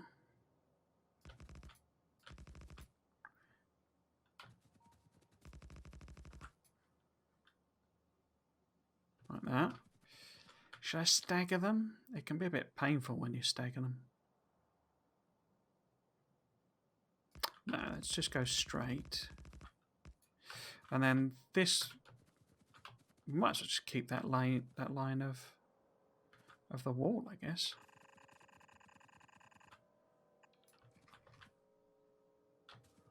I'm not actually fussed about this being particularly defensive. It's almost like a delaying tactic if any behemoth biters do come. But this is really only going to be defending against like colonization groups or responses if they do a colonization and you know that an artillery turret takes them out. And I guess the point here would be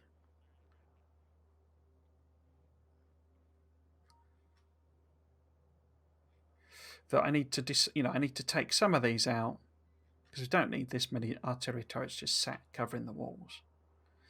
Or should I just leave? I might as well just leave them. It's just easier, isn't it? And I'm happy with these having small number orders to stick, stick extra bots in. That's fine. Okay. So this is the like normal, wall replacement. Like that.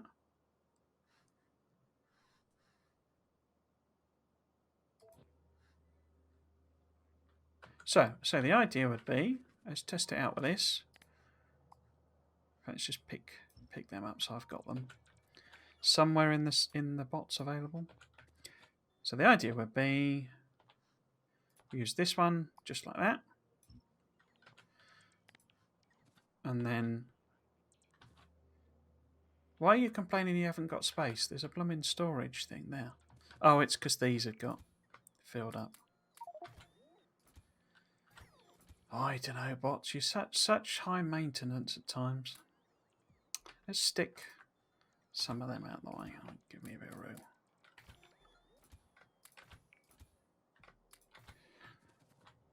Right. So obviously this wouldn't have any wall in it, but well, it would do, I think, because I'd be doing it remotely. But it would have that bit of wall in it, I guess. And then I just take out the sort of extras manually. And then we come along and we plop this one on top. Does it tile? That's the other thing, I guess. It does. Perfect. Okay. Now, obviously, the bots, either the spiders are going to be there to fill it in, or the bots are going to, have what they had before. In terms of material that I've just picked up, which is 142 bits of wall, and this has only 52 bits of wall. Oh, well, that's got the... Yeah. So they would have enough wall. It's got 60 turrets on it. This has got 52 turrets on it. So less turrets. So basically, they're going to have all of that stuff. If I'm doing it completely remotely, the bots are just doing it. The spiders aren't over there. Then they're going to have everything they need to make it.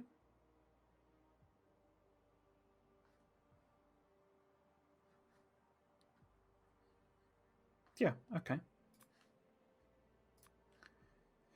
But we do need to do some tweaking in the sense that I mean, this isn't. I wouldn't. This would actually be doing over here, but I'm just here, so let's do it. Do it here.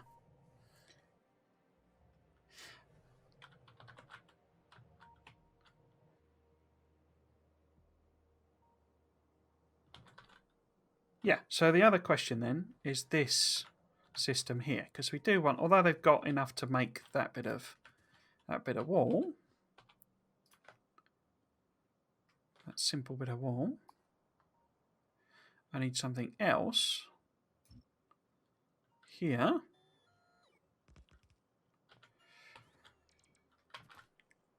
to connect this, basically. So, wrong thing. So, if I was to stamp that down, see, it doesn't align in any way, shape, or form with the corner. But there's no point doing that here,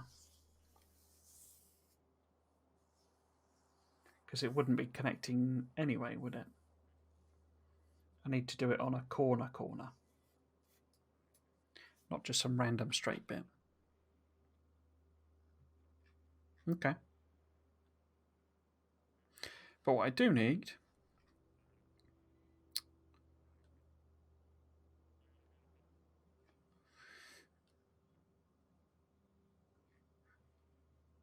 yeah, that's a point actually. Some point I'm going to have, because otherwise I'm going to end up with lines of roboports basically sticking out along here with no real purpose to them. So I will have to come and pick these up. But the idea I was thinking is I do a full, extension, and then I get rid of them.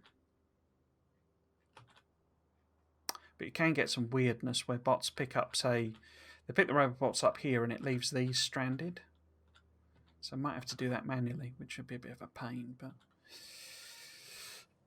automating it may be more of a pain.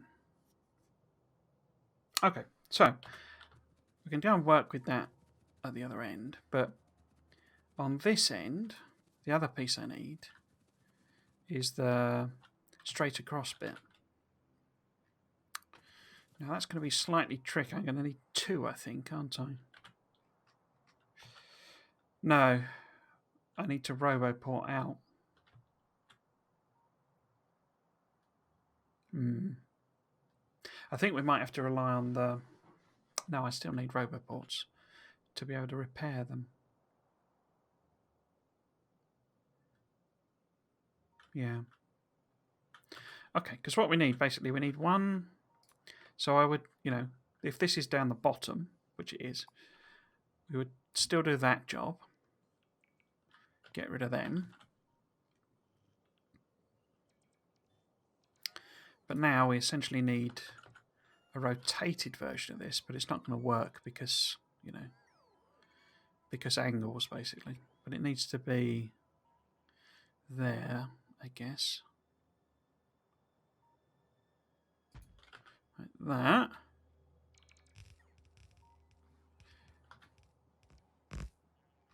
So, I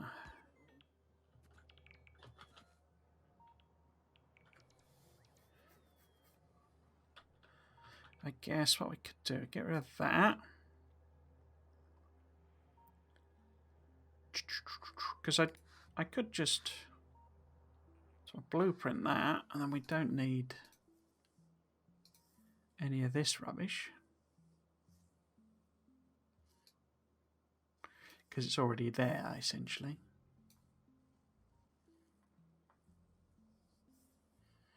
And that'll just let me stick it on the edge. So I pick that up, and then I have to correct it, take them out, sort of thing. And has that got a radar on it? No, it's just some artifact.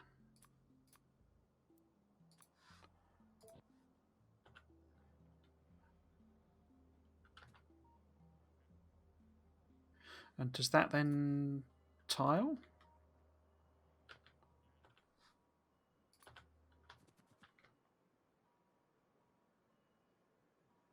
Yeah, it tiles as well. I'm going to have to do the, whatchamacallit. Huh. you know, the repeating thing. But I'll work that out later. Okay.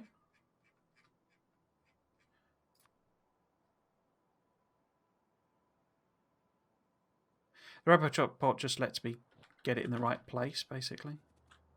And also gives, you know, all of these roboport coverage.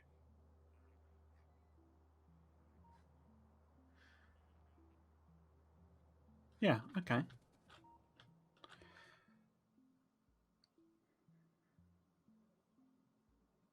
So,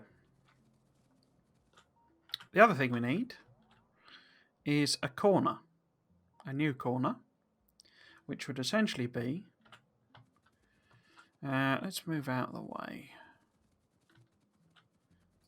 So we've got, you know, this one, let's move out of the way properly. Where's a bit of space? Let's go and do it over this patch. Out of the way. So this is just, you know, a random... Oh, I've done that on some water. That doesn't help very much. So this is a random, you know, piece of the wall section. I then use that to get rid of all of those. Correct it where I need to. Oh, it's difficult to see, isn't it? Let's see if we can build some of it. There we go. We then correct. Oops. Correct. We then plop one of these on.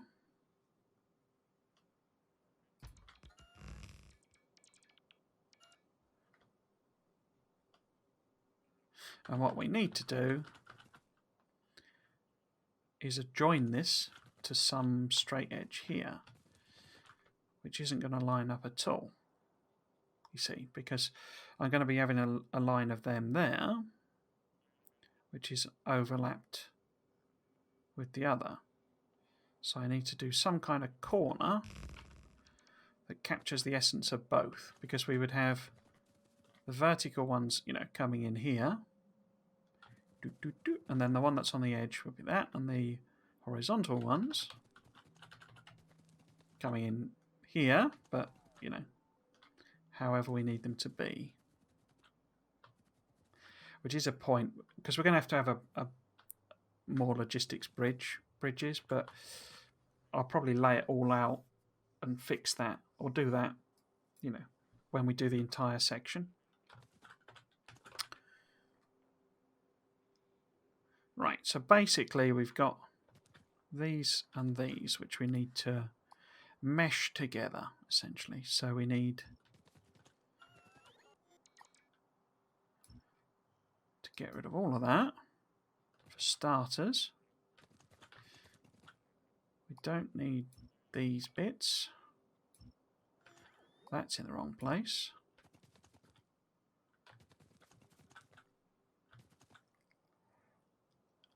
Because the other question, essentially, is how they align, you know. So we're coming in here with horizontal ones and here with vertical ones. You know, are they even going to be in this position? They should be, because, and well, I can make it happen with the bridge, basically. Adjust it so that it's the right distance apart, essentially. Right, so we need a corner. What would the corner look like? You have to be a bit careful with corners because of how the game does them, basically. So we do something... that's not great. Because it's got one poking out, basically. Oh, no, it's poking out in the same way that that's poking out.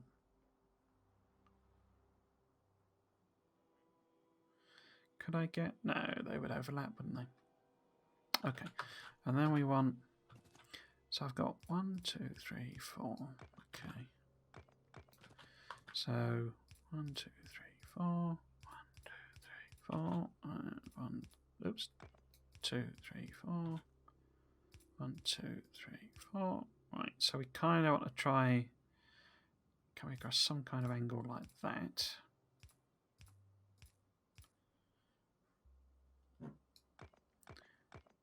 It's not far off, so do them.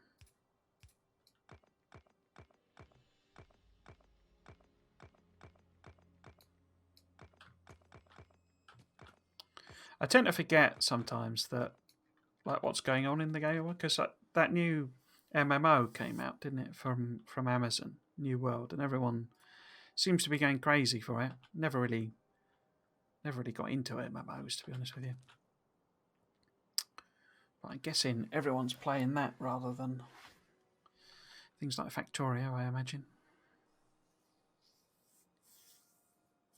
But so you tend to sort of forget that, you know, it's been some gigantic game released, and it's like, oh yeah, everyone's playing that.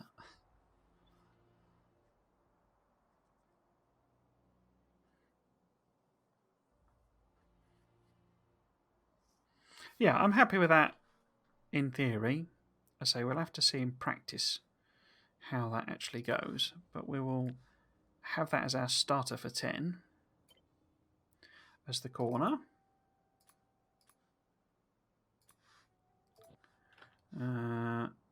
So hopefully that'll work. So we've now got vertical straight bit, horizontal straight bit, hopefully the corner. So kind of got all the ingredients apart from the whole logistics bridges. Not me Factorio all the way. Yeah, so same here really. I mean, I say I like, you know, a range of management. I mean, I play all sorts. You know, I do play a lot of RPGs, but I tend to, shall we say, gravitate towards the old building and construction and management type games.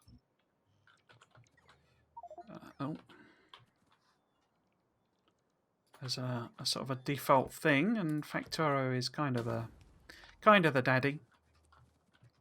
Certainly my favourite.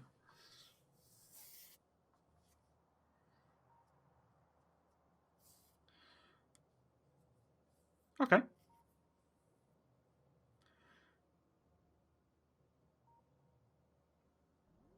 So this is all a bit of a mess down here, so we'll tidy that up. And then I think I'll head back and sort of restock. And then we'll kind of finish this off here. I think we're going to end up out in the water.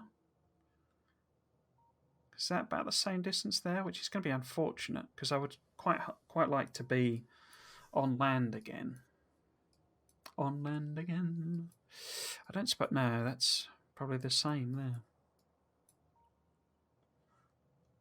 Because I quite like to test the corner out.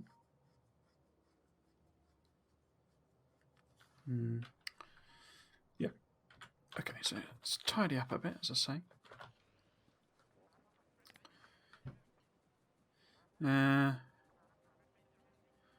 So I sort of get rid of this rather than do that, and then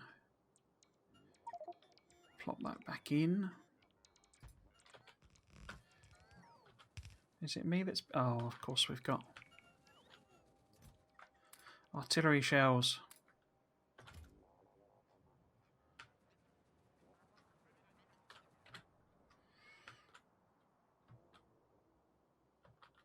Yeah, okay.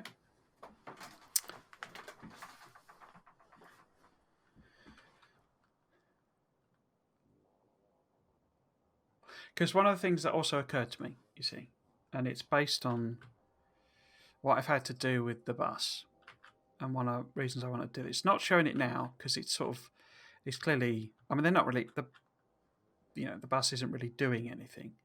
But when I fire it up and when it gets going, and I'm both building and doing research, so in other words, the whole bus is going, there are an awful lot of trains trying to go up this lane here, and they're all 242, right? But my main train, my trains for my science builds are all 484. So effectively, for every 2 trains here, there's like 1 train, they're equivalent to 1 train for my science builds. And what happens is that because of this, the way I've done this junction, and I could rework this junction, I end up with a massive traffic jam, basically. So the trains queue all the way down here, all the way along these branches, and all the way up here, because this junction is not designed for throughput. And that means that all of these points here, where I've sent trains out, are huge bottlenecks. So if this science kicks in, and this science kicks in, and at the moment this science kicks in, I'm going to have, what's that? I don't know, 30 trains or something, trying to go through this one little gap here in the wall. Now, a way to fix that is to, I could fix it with, as it is, but I can also, if I put these further out walls along, out here and stuff, I can just pull up this and just do something much more sensible. In terms, with much more space and more throughput for trains, basically. In fact, if we completely surround ourselves with this new wall, we almost don't need this old wall. We do to restock it and stuff. Oh, that's a point. That's what I need to do, really. I need the connections, don't I? The whole logistic bridge and that.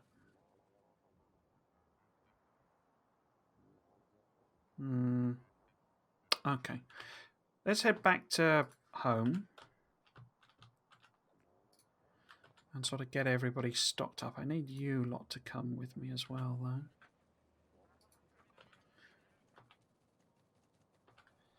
though. And in the meantime, I can check out how we're doing with the solar. Okay. So we've got... Where's the solar? There it is.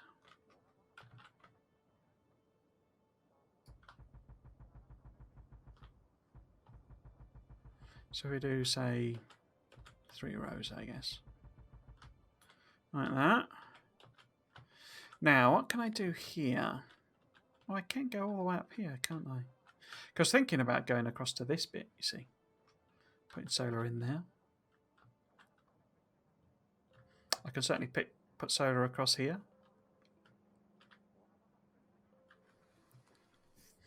Up there. So we've got lots of options. I don't need to do anything there necessarily, but let's say... Right, what I might do as well, if we put in this extra land here. Oh, there it is. Like that. Then we can...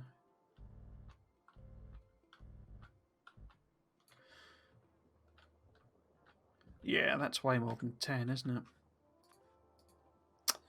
That's annoying.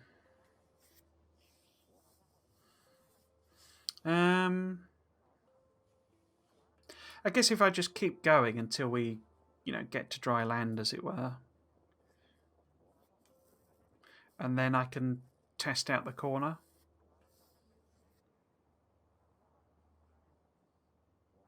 Do I need to test out the corner?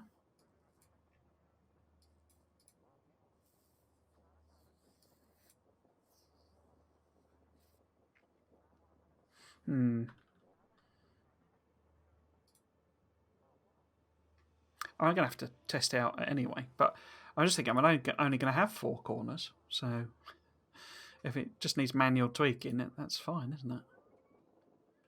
You can't have run out of landfill already. No, you got loads of it. What are you moaning about? Just being lazy. Just being lazy.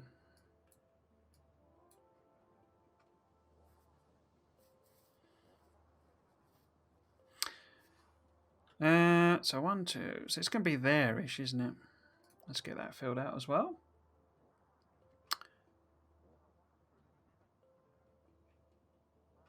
Is that all of it? Yeah, cool.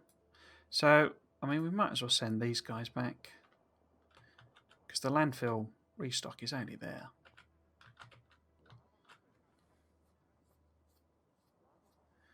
So the distance involved in this whole base is it's just sort of mind blowing, really. It just takes ages to get anywhere. So it's the whole morning filling all this out and not really doing anything other than sort of sending, Spidertrons back and forth, basically.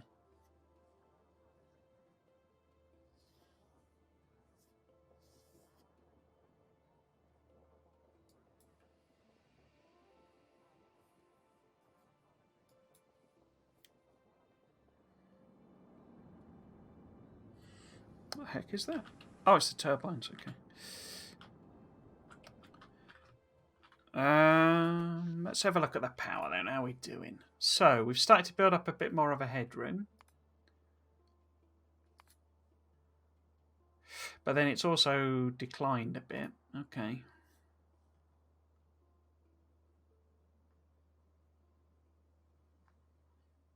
Yeah, because I'm not really doing anything. It's not as much as I was hoping.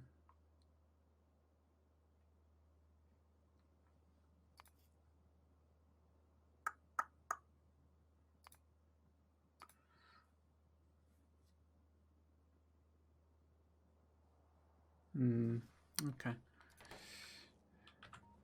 Oops. Let's turn my bots on. My things on.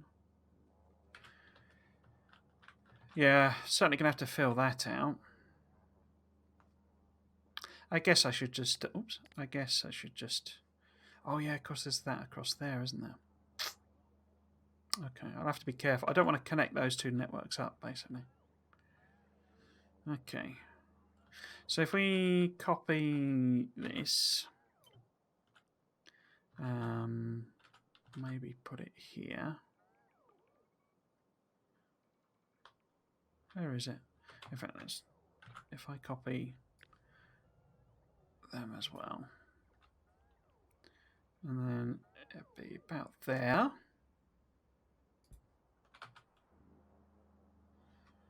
And then that lets me bridge across to here. Let's find the solar.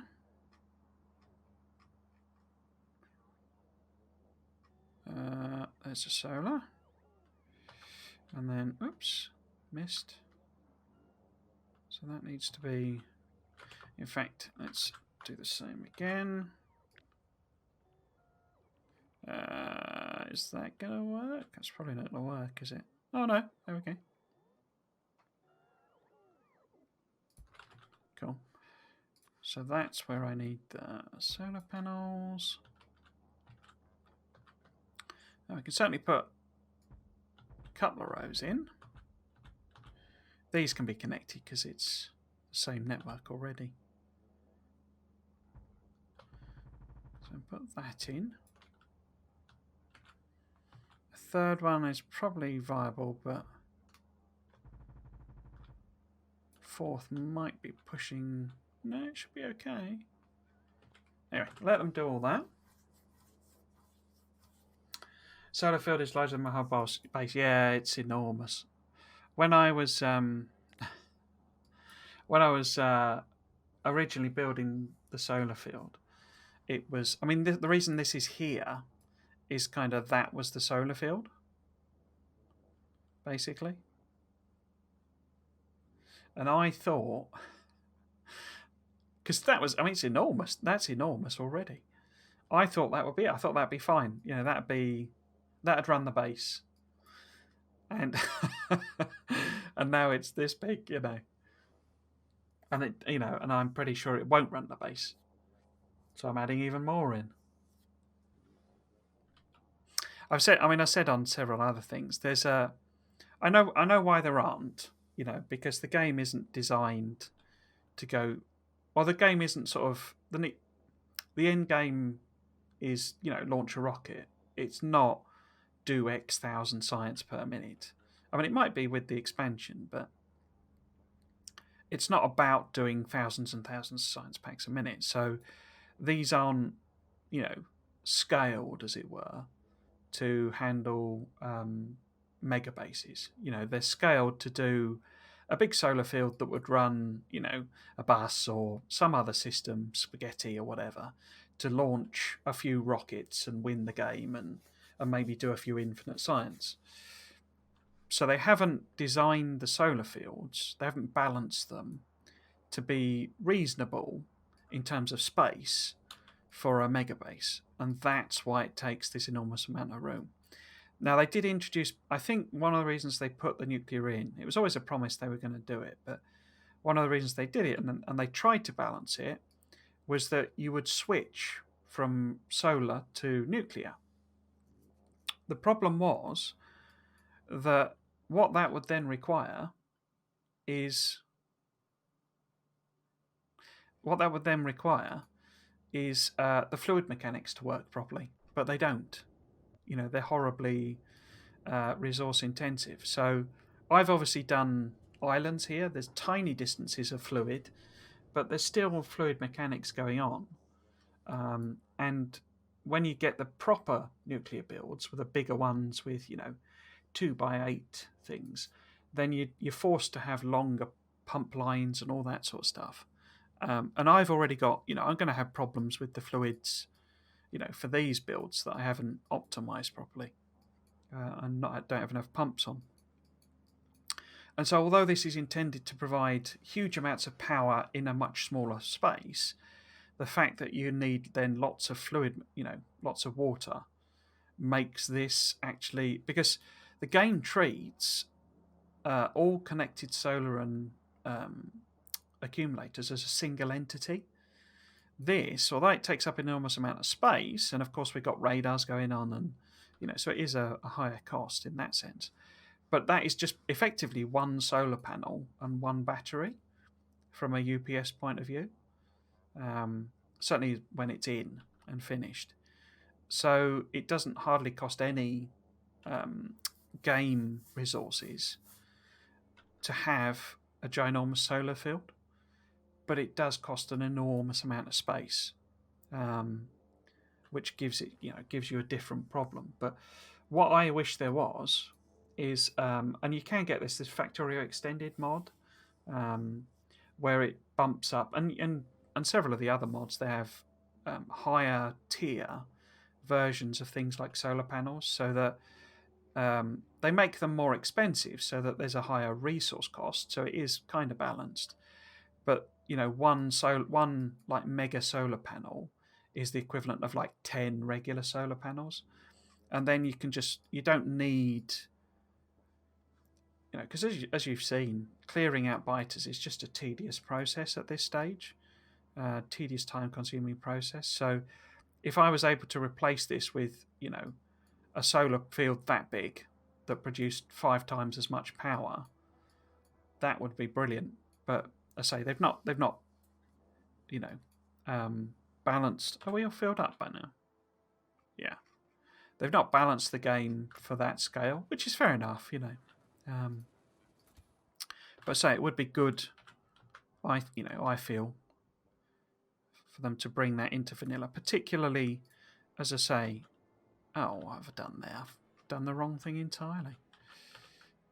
As I say, if they're going to go down the space expansion route, or space exploit, or whatever you want to call it, the space thing, and they're going to do that with big science numbers, then they're going to have to force normal people, not insane people, to do great big bases. And so I think they're going to have to introduce, if they go down that route, they may well not, some kind of higher power or higher tier of stuff. Because like one of my particular bugbears is the whole radar situation, in that a radar, when you're playing the normal game, covers a lovely big area. It's perfect. But when you've revealed this much of it, and I've been stupid, not stupid. I didn't know, as it were. But a single radar doesn't. Well, like most of these blueprints. Which book are they in? They're in this one, aren't they? No, they're in this one. Yeah. So a lot of these blueprints. Where's a radar range? are bigger. There you go. So there's a single radar. Here we go. This single radar, well, that's my plastic build.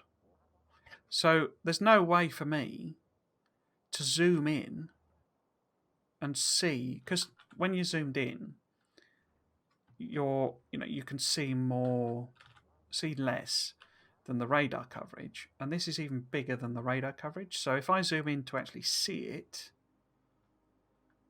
I can't see. Well, I can't even see half the blueprint, and that's not even one of the bigger ones. This, as you remember, the purple,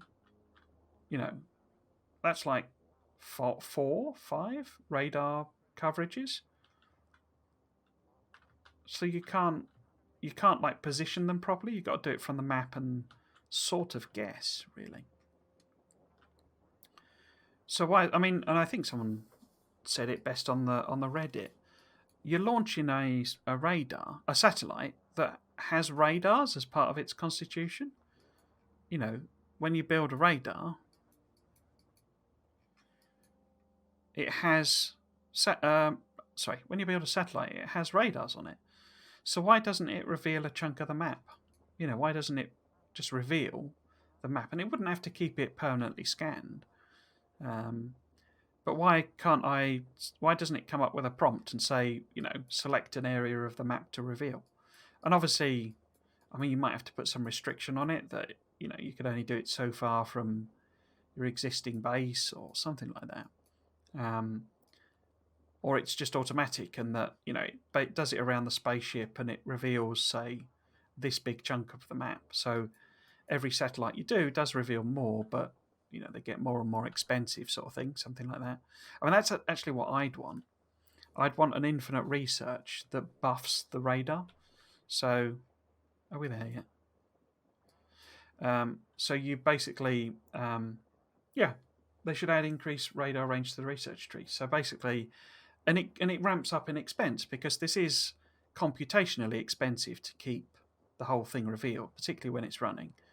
So it just gets more and more expensive. So a bit like, any of the infinite researches where you can do it, but you're going to have to spend an enormous amount of resources to do it when you get to really big coverage. But, it doubles the size of it for relatively cheap cost because that's not, too big a cost.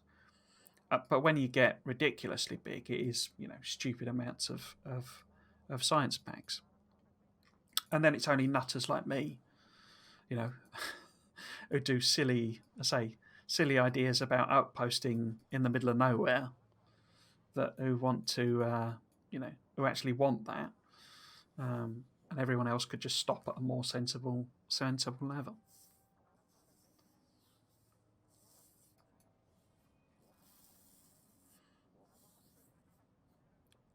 Because another thing I'd love is if the infinite research is included battery size, because you can buff the speed of the robots, but they run out of charge very quickly, and it would be very useful to buff all of the battery capacities for everything, so that they could actually fly.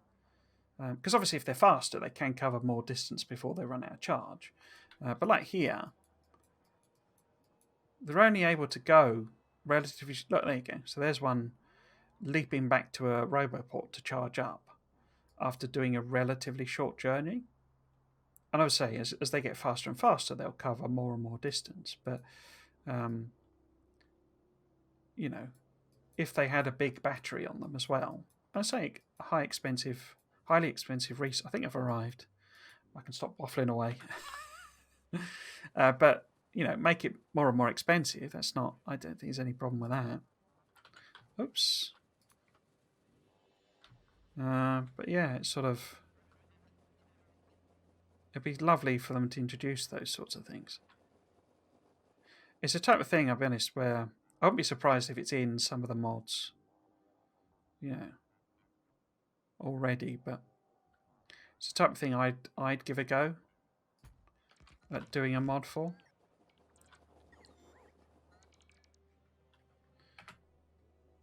I'd have a go. Give a go. Have a go.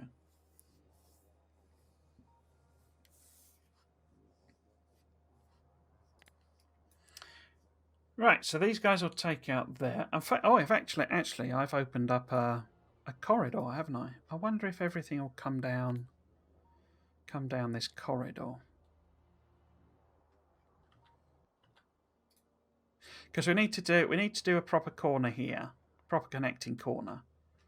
But let's do, you know, a 10 length of thing.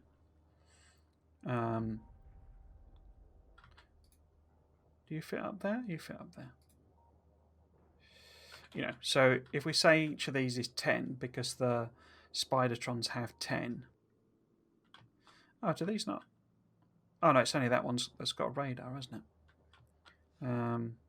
Let's put you a bit further out. And let's simulate doing it. So we got 1, 2, 3, 4, 5, 6. Slowly tickling the biters. So it'll take a little while. In fact, I think I'm just going to cheat that, and I'll just spam out even more artillery.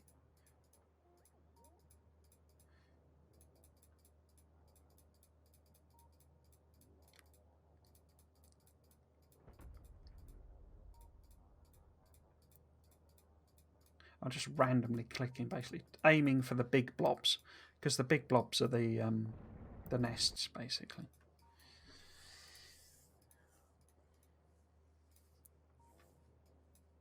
That'll do.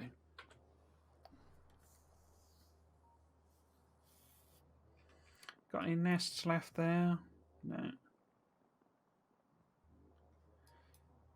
Wonder if that's it's a worm. Any nests here? Oh, there's one there. Because I don't mind if they continuously fire on, the worms. But that's actually there's a good example there of the big ones you get if you attack loads and loads of nests at once. It generates bigger and bigger response groups. Oh, I could get rid of you as well. Oh, I've already done that one. Okay. But say, since we're over here, it shouldn't be too much of a problem to respond if anything happens.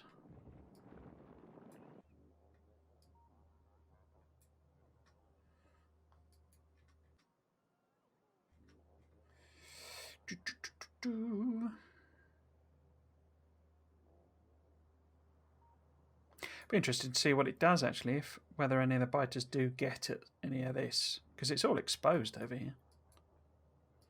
Or will they head towards those? What are you firing at? Are you firing at worms? Yeah. Oh, here we go. Text coming in at the back. I think I'm going to stick another one in. 1, 2, 3, 4, 5, 6, 7. Let's go fill this out. See if our takes us up. I say, because we're kind of protected here because of these guys. This is all... I've not picked any of this up. And we can always dash up and fix it. So this will be an interesting test to see if anything does come and attack behind the lines where we're exposed. Right, let's see.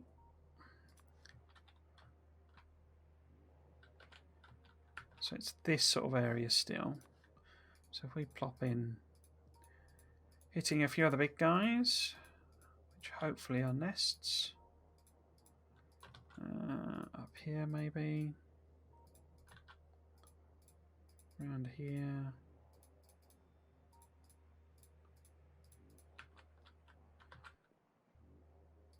Don't know if I got that one already.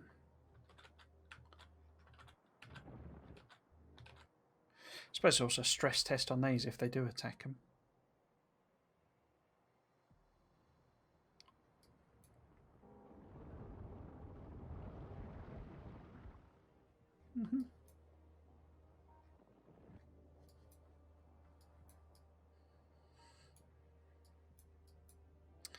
Any nests in here?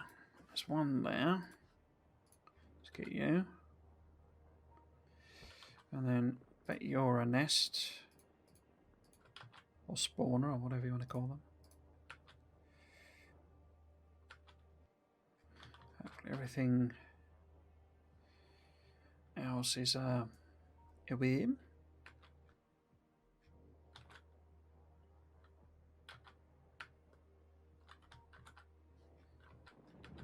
There you go, so that's a big attack party.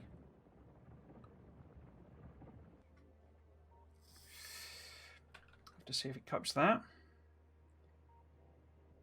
To go with the resources, yeah. I think one of my big learnings on this is that if I was to, do this again, is to have, bigger patches.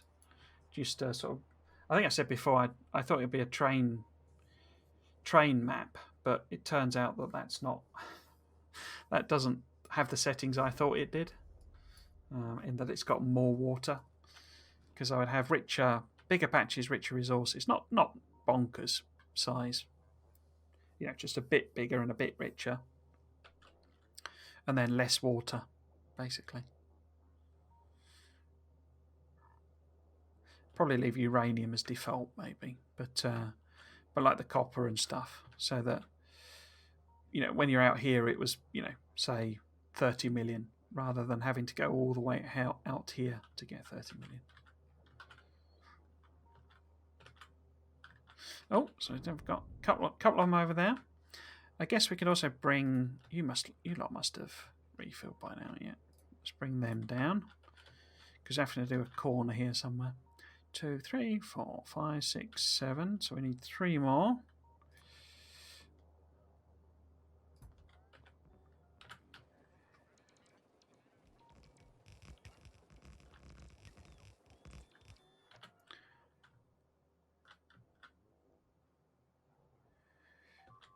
Oh, so it's got blown up. There you go, you see. That will have been that big one coming in. And it has blown up a couple of the turrets, which I don't care about on a resource level. Oh, here we go. I wonder where you lot are going.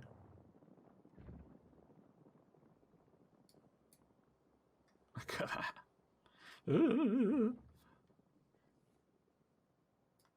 Yeah, I don't care about that on a resort. Oh, it's replaced. I guess there must have been one left in, some. Oh, look, here we go. So it looks like something got in round the back. Yeah, so it's too risky to pick up. In fact, they're probably coming in for another go. Oh, no. Main wall's going to take them. This is my own fire destroying the substations and stuff. But they don't have. There is no artillery, no storage chests. They should have access to roboports, which they should be able to repair. I'm not sure why they're. Oh no! Do they not have roboports in this? Oh no, they don't, do they? Okay. It's interesting. I thought roboports were in that system. I guess I put them sufficiently far back that I figured if roboports were getting damaged, then the whole system is, dead anyway. Let's send somebody round who hopefully does have roboports to fix that. But yeah, basically, and this is why I need to do a bridge across, because there are other things.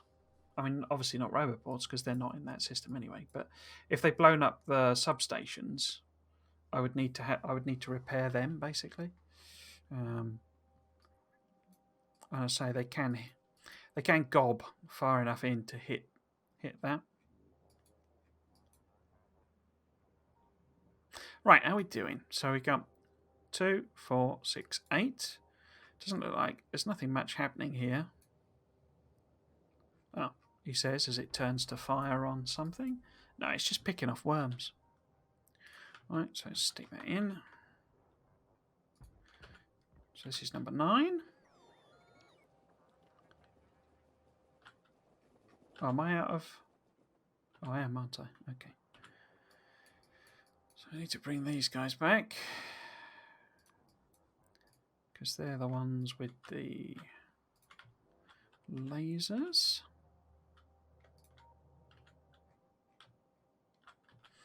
Have we got any? So these have now become an issue.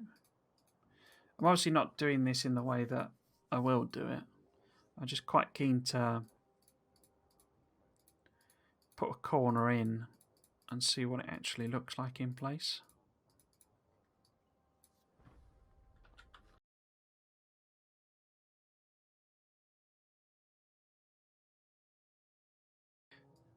I mean, nothing's happened. I'm still waiting for it to...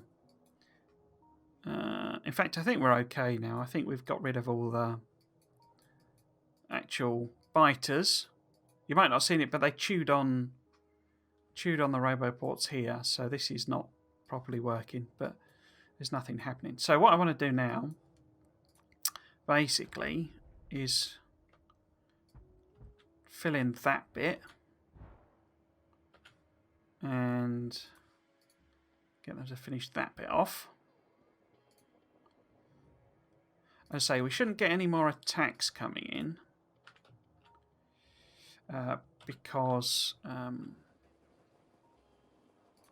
all their, all the artillery is shooting at is basically just worms, essentially. So what I wanted to test is actually, if we do it without, what do the bots do? Because say all it should be shooting at is worms. If it isn't, we got them in the way anyway. But what I wanted to test was just, if I pick this up, in fact we could do all of that.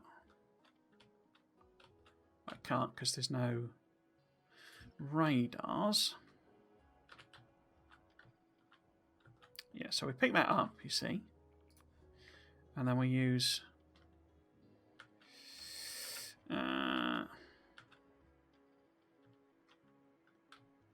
not sure I can put any radars in. But yeah, hopefully, I mean, let me know if there are any other issues, because the bitrate has now gone back up, I guess, as my internet has decided it is gonna keep going. So hopefully it's coming through okay. I've not had that before. I had my computer basically died. Basically, where it was like it overheated, basically, which is my fault because I hadn't cleaned out any of the filters for ages. But so I want to get rid of these extraneous ones.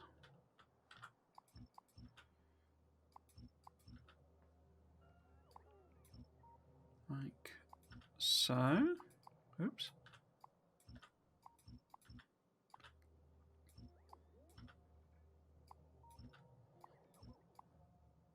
I mean, I could leave them, I guess, really, couldn't I? Just seems a bit of a waste, really.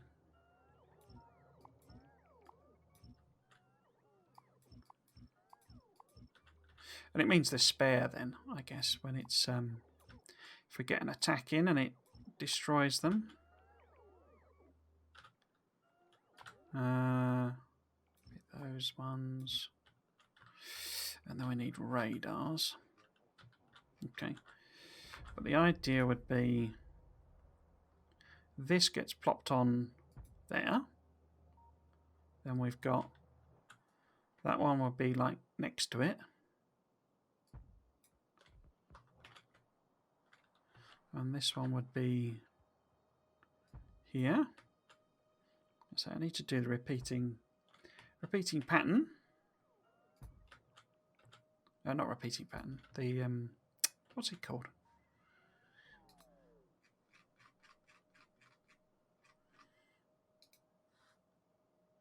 Snap to grid. So we would want that to be too short, I guess. Would that work?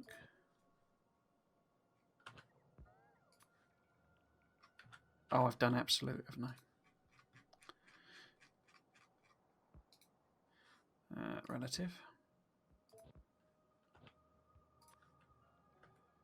So if I did that, is that okay? Yeah, that's okay.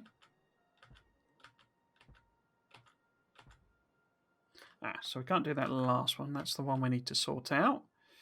Just for the end of the stream today. But in theory, see, they would have enough stuff to build all these things.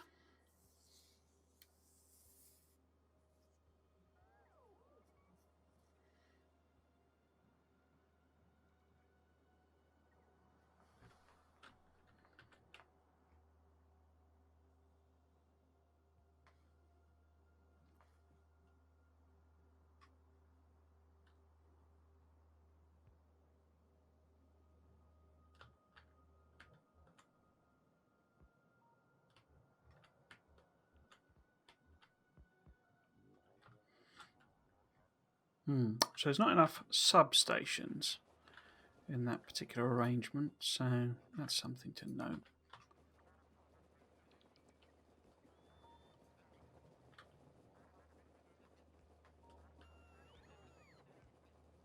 Okay.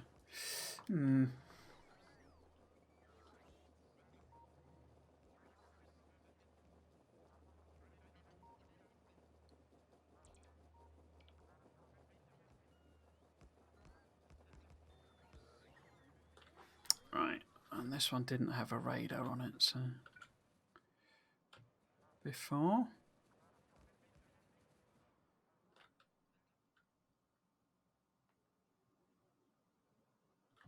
So I have to redo that. That's not a problem. So I'll just take that out, and that out, and then plop this in. No, that can't be right. Oh, of course it's got the blowing power pass on it. So get rid of that and that. That.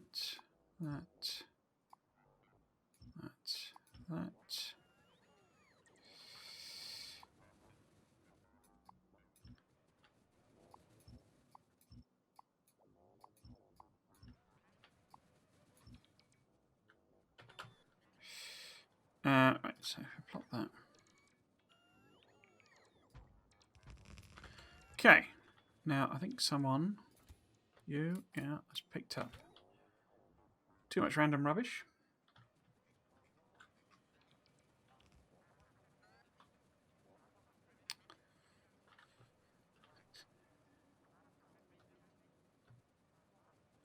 Okay, so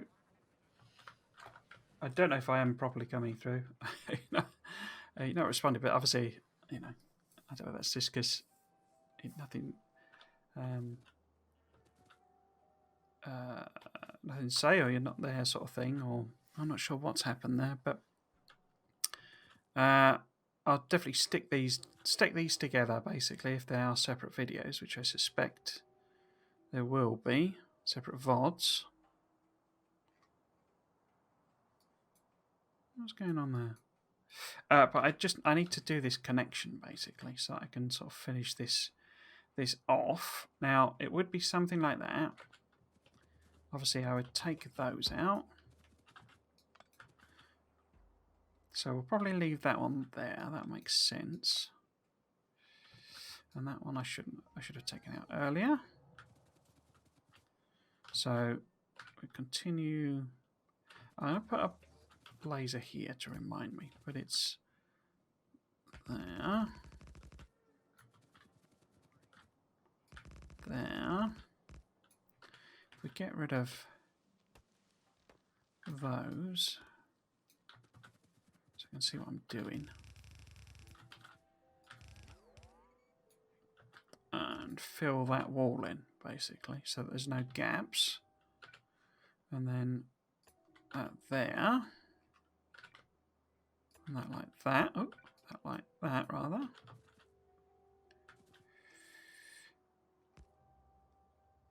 So the tricky part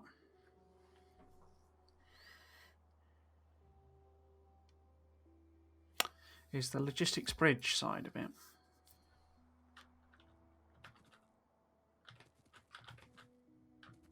What do I actually need? I need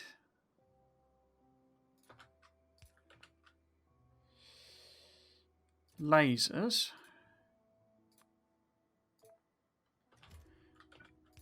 I need wall pieces. I need substations, I guess.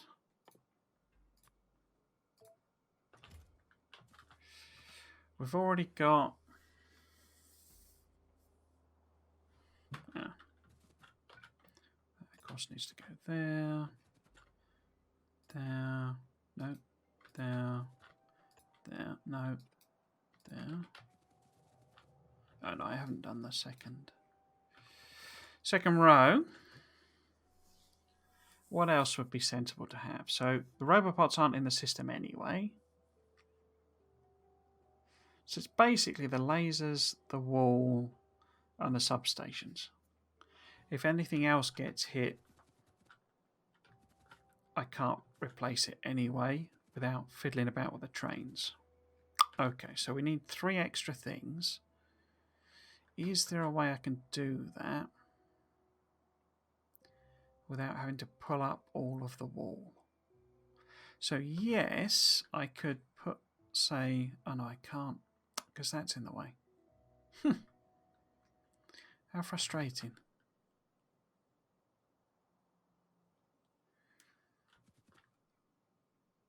I mean, the other option is to go out, as it were. So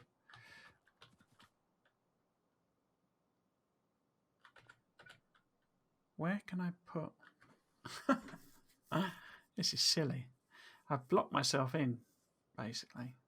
I don't want to have to pick any of this up, basically. That's what I'm trying to avoid. I can't see anywhere I can put chests on both sides that will work. So we've got 3 more.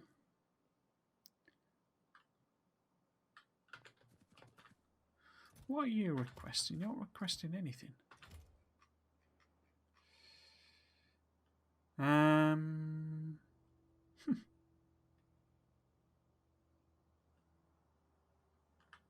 Oh, you can hear me loud and clear. Okay, cool. That's a bit of a relief. What do I do with the bots pick up? So, in all honesty, what I do, there are on the, if you mean sort of out here, what I'm going to do basically is, because once it's laid down, it's laid down. I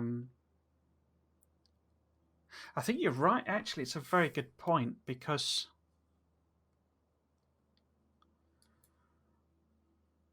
we could get a heck of a lot of wood. But what I'm basically doing, so for these sections here, when I was laying them down or whatever, there are a couple of storage chests here. And you see it's got some random rubbish in it anyway. But they put the wood in the storage chest. And then I just went round manually and picked all the wood up. There's not an automated system for returning wood. But if we do get out into some areas with big forests, they're going to pick up an awful lot of wood. But then we've got quite a few chests, which hold quite a lot of stuff. And the thing is, once the forest is gone, the forest is gone. So you kind of, you know, unless you're actually clearing things, you're not going to generate more wood, basically. So what I'll probably do is just come back and pick up all the wood manually. But yeah, it's a good point, actually, because some of the areas are quite dense with forest, and it's been a bit of a pain when I put down the main blueprints. So it might be something I need to think about. What I would probably do, I mean, what I would in practice do, if I wanted to do a recycling, you know, a wood removal system, is I would probably have a requester. I mean, as a general point, what I'm doing with the wood, if I come back to the base or when they're clearing this, this here essentially has a wood burner. So these are a bunch of requester chests that request wood and coal, and then it just sticks them on a belt and burns them. And there's another one of that over here. So what I would probably do, if I did want to automate it, which would have been more sensible, but you know, it's one of the things I've kind of learned really, is literally, I mean, I might well, in this case, I would probably have a requester for wood and coal, and literally stick it into a. Oh, I haven't got any, have I? So maybe stick it into a boiler there and literally just burn it. Or maybe find some water and, you know, do it there. Or I would have it requested. So you can bridge across the other way. So we would bridge back again and have a active provider there that forced the wood back here. And then we could have an extra part on the train, which is the other way around. So we would have a requester here that was requesting wood and a slot in the train for wood, basically. That would have been more sensible, but in reality, it's not a very smart system altogether. So I'm getting lasers and walls and substations in there. So basically, every so often I've manually driven around. It's why I actually have my train. So this train here, it's why this even exists, because I went round to all the stations, picked up the wood, stuck it in the chest, and then just went back again and dumped it in here, because this has a recycler as well. So there's a recycling system where any wood or whatever gets stuck in the burner and it reuses the ore and stuff. So I have a bit of that going on, but it's not as extensive as it should be, really. So what I'm thinking basically is, for the connection, I whack in an extra roboport or two to enable me to have more options here, because the bridge at the moment is bridging across a bigger gap. So that's the edge there. And the edge here, because I moved the roboport when I was designing it, is actually further down. But if I had another roboport there, then that gives me... Does that give me more options, or is that just the same, really? But I can have a second roboport at the back, basically. And then, because I only need 3 things, so I can just use these 3, basically. So we can have another roboport that covers this extra thing here with that. And then I can put these 3, you know, except that that's too far, isn't it?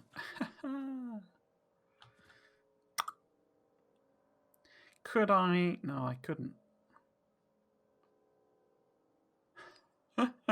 I give myself no room to do anything with this. I'm going to have to tear some of it up, basically.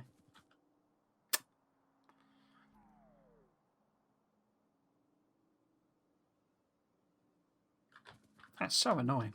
I think basically what I'll have to do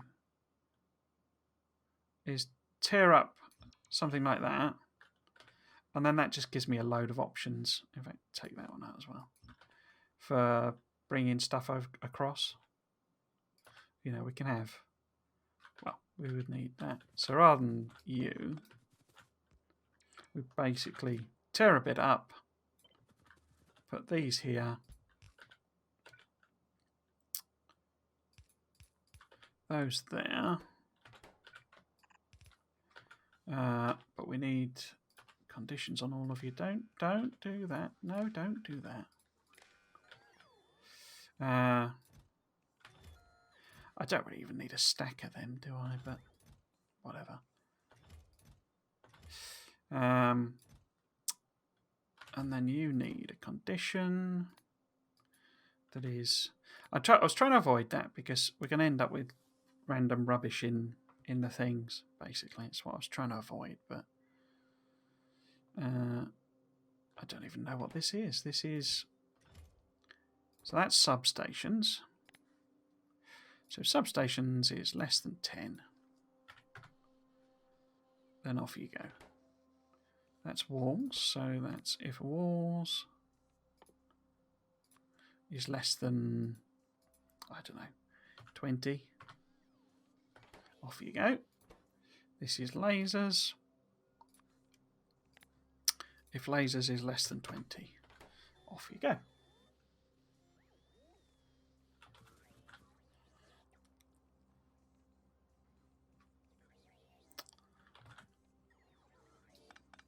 Should have picked them up.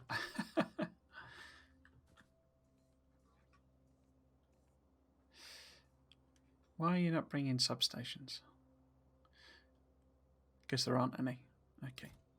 Because one of the other issues with the whole train thing is that there just aren't that many. There's only a couple of. There's only, like, as it turns out, artillery and ammo that triggers the thing, and obviously this is using artillery, so it will turn up. But restocking stuff is only being done. The bots and that is only being done when the train arrives. But it should be okay. Right, so I guess what I can do then, I say, is just dig that bit out. Then that allows them access to. So this logistics network now has substations, lasers, walls available.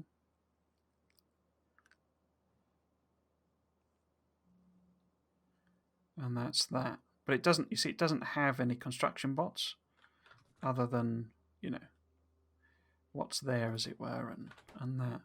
There's none sat in a spare, as it were, because the train, what the train dropped off has been used up.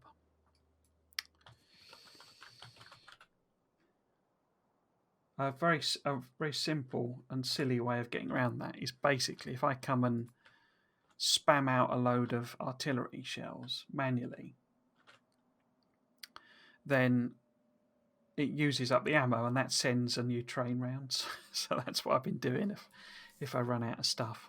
Right, but what we need to do then is blueprint this again effectively. Now, where do I need to go up to? I need to go up to, say, there, and down to there. So it's a sort of second version of that. So there's the mental note that I've got to delete, that bit of the wall. And then I can stick this in. And this is the connector between the two that provides everything that's going to be in this system. Okay. So we put that there. It's probably most sensible. And that's the corner. So that would actually probably be that way around, really. But the idea of this is I push out, because I do need to end streaming disasters setting aside. But the idea is I would push out like a full section of the wall. And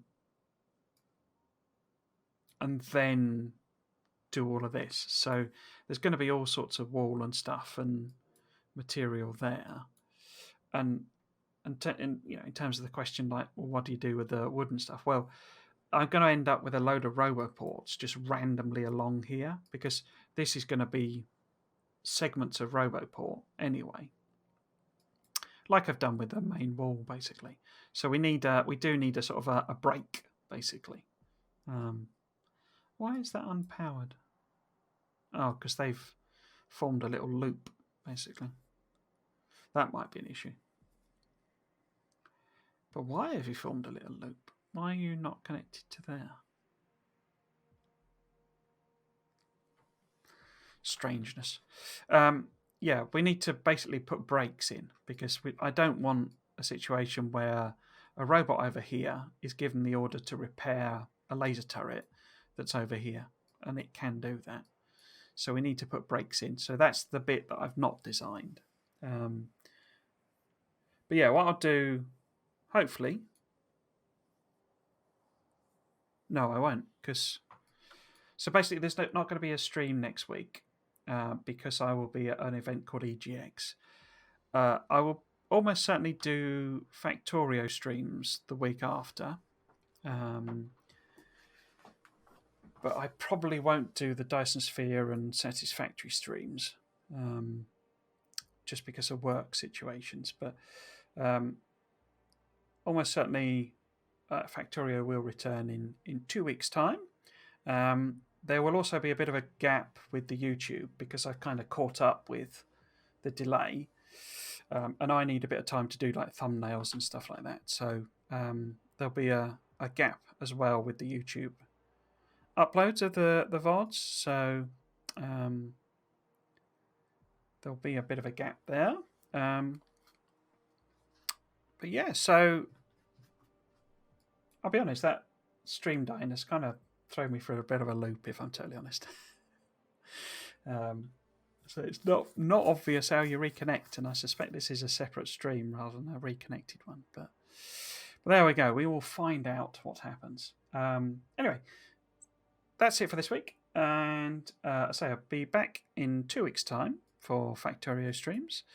If I get the chance, I will do this bit of the extension. We need to go all the way down here, but I will continue with this and see if there's any flaws in the plan. And if there isn't, I will do the logistics bridge probably either next time or, myself, as it were, independently. And then we will either come back and do more extension, or I will have done that. So have a good week, and I will catch you in a couple of weeks' time. Thanks for watching. Cheers.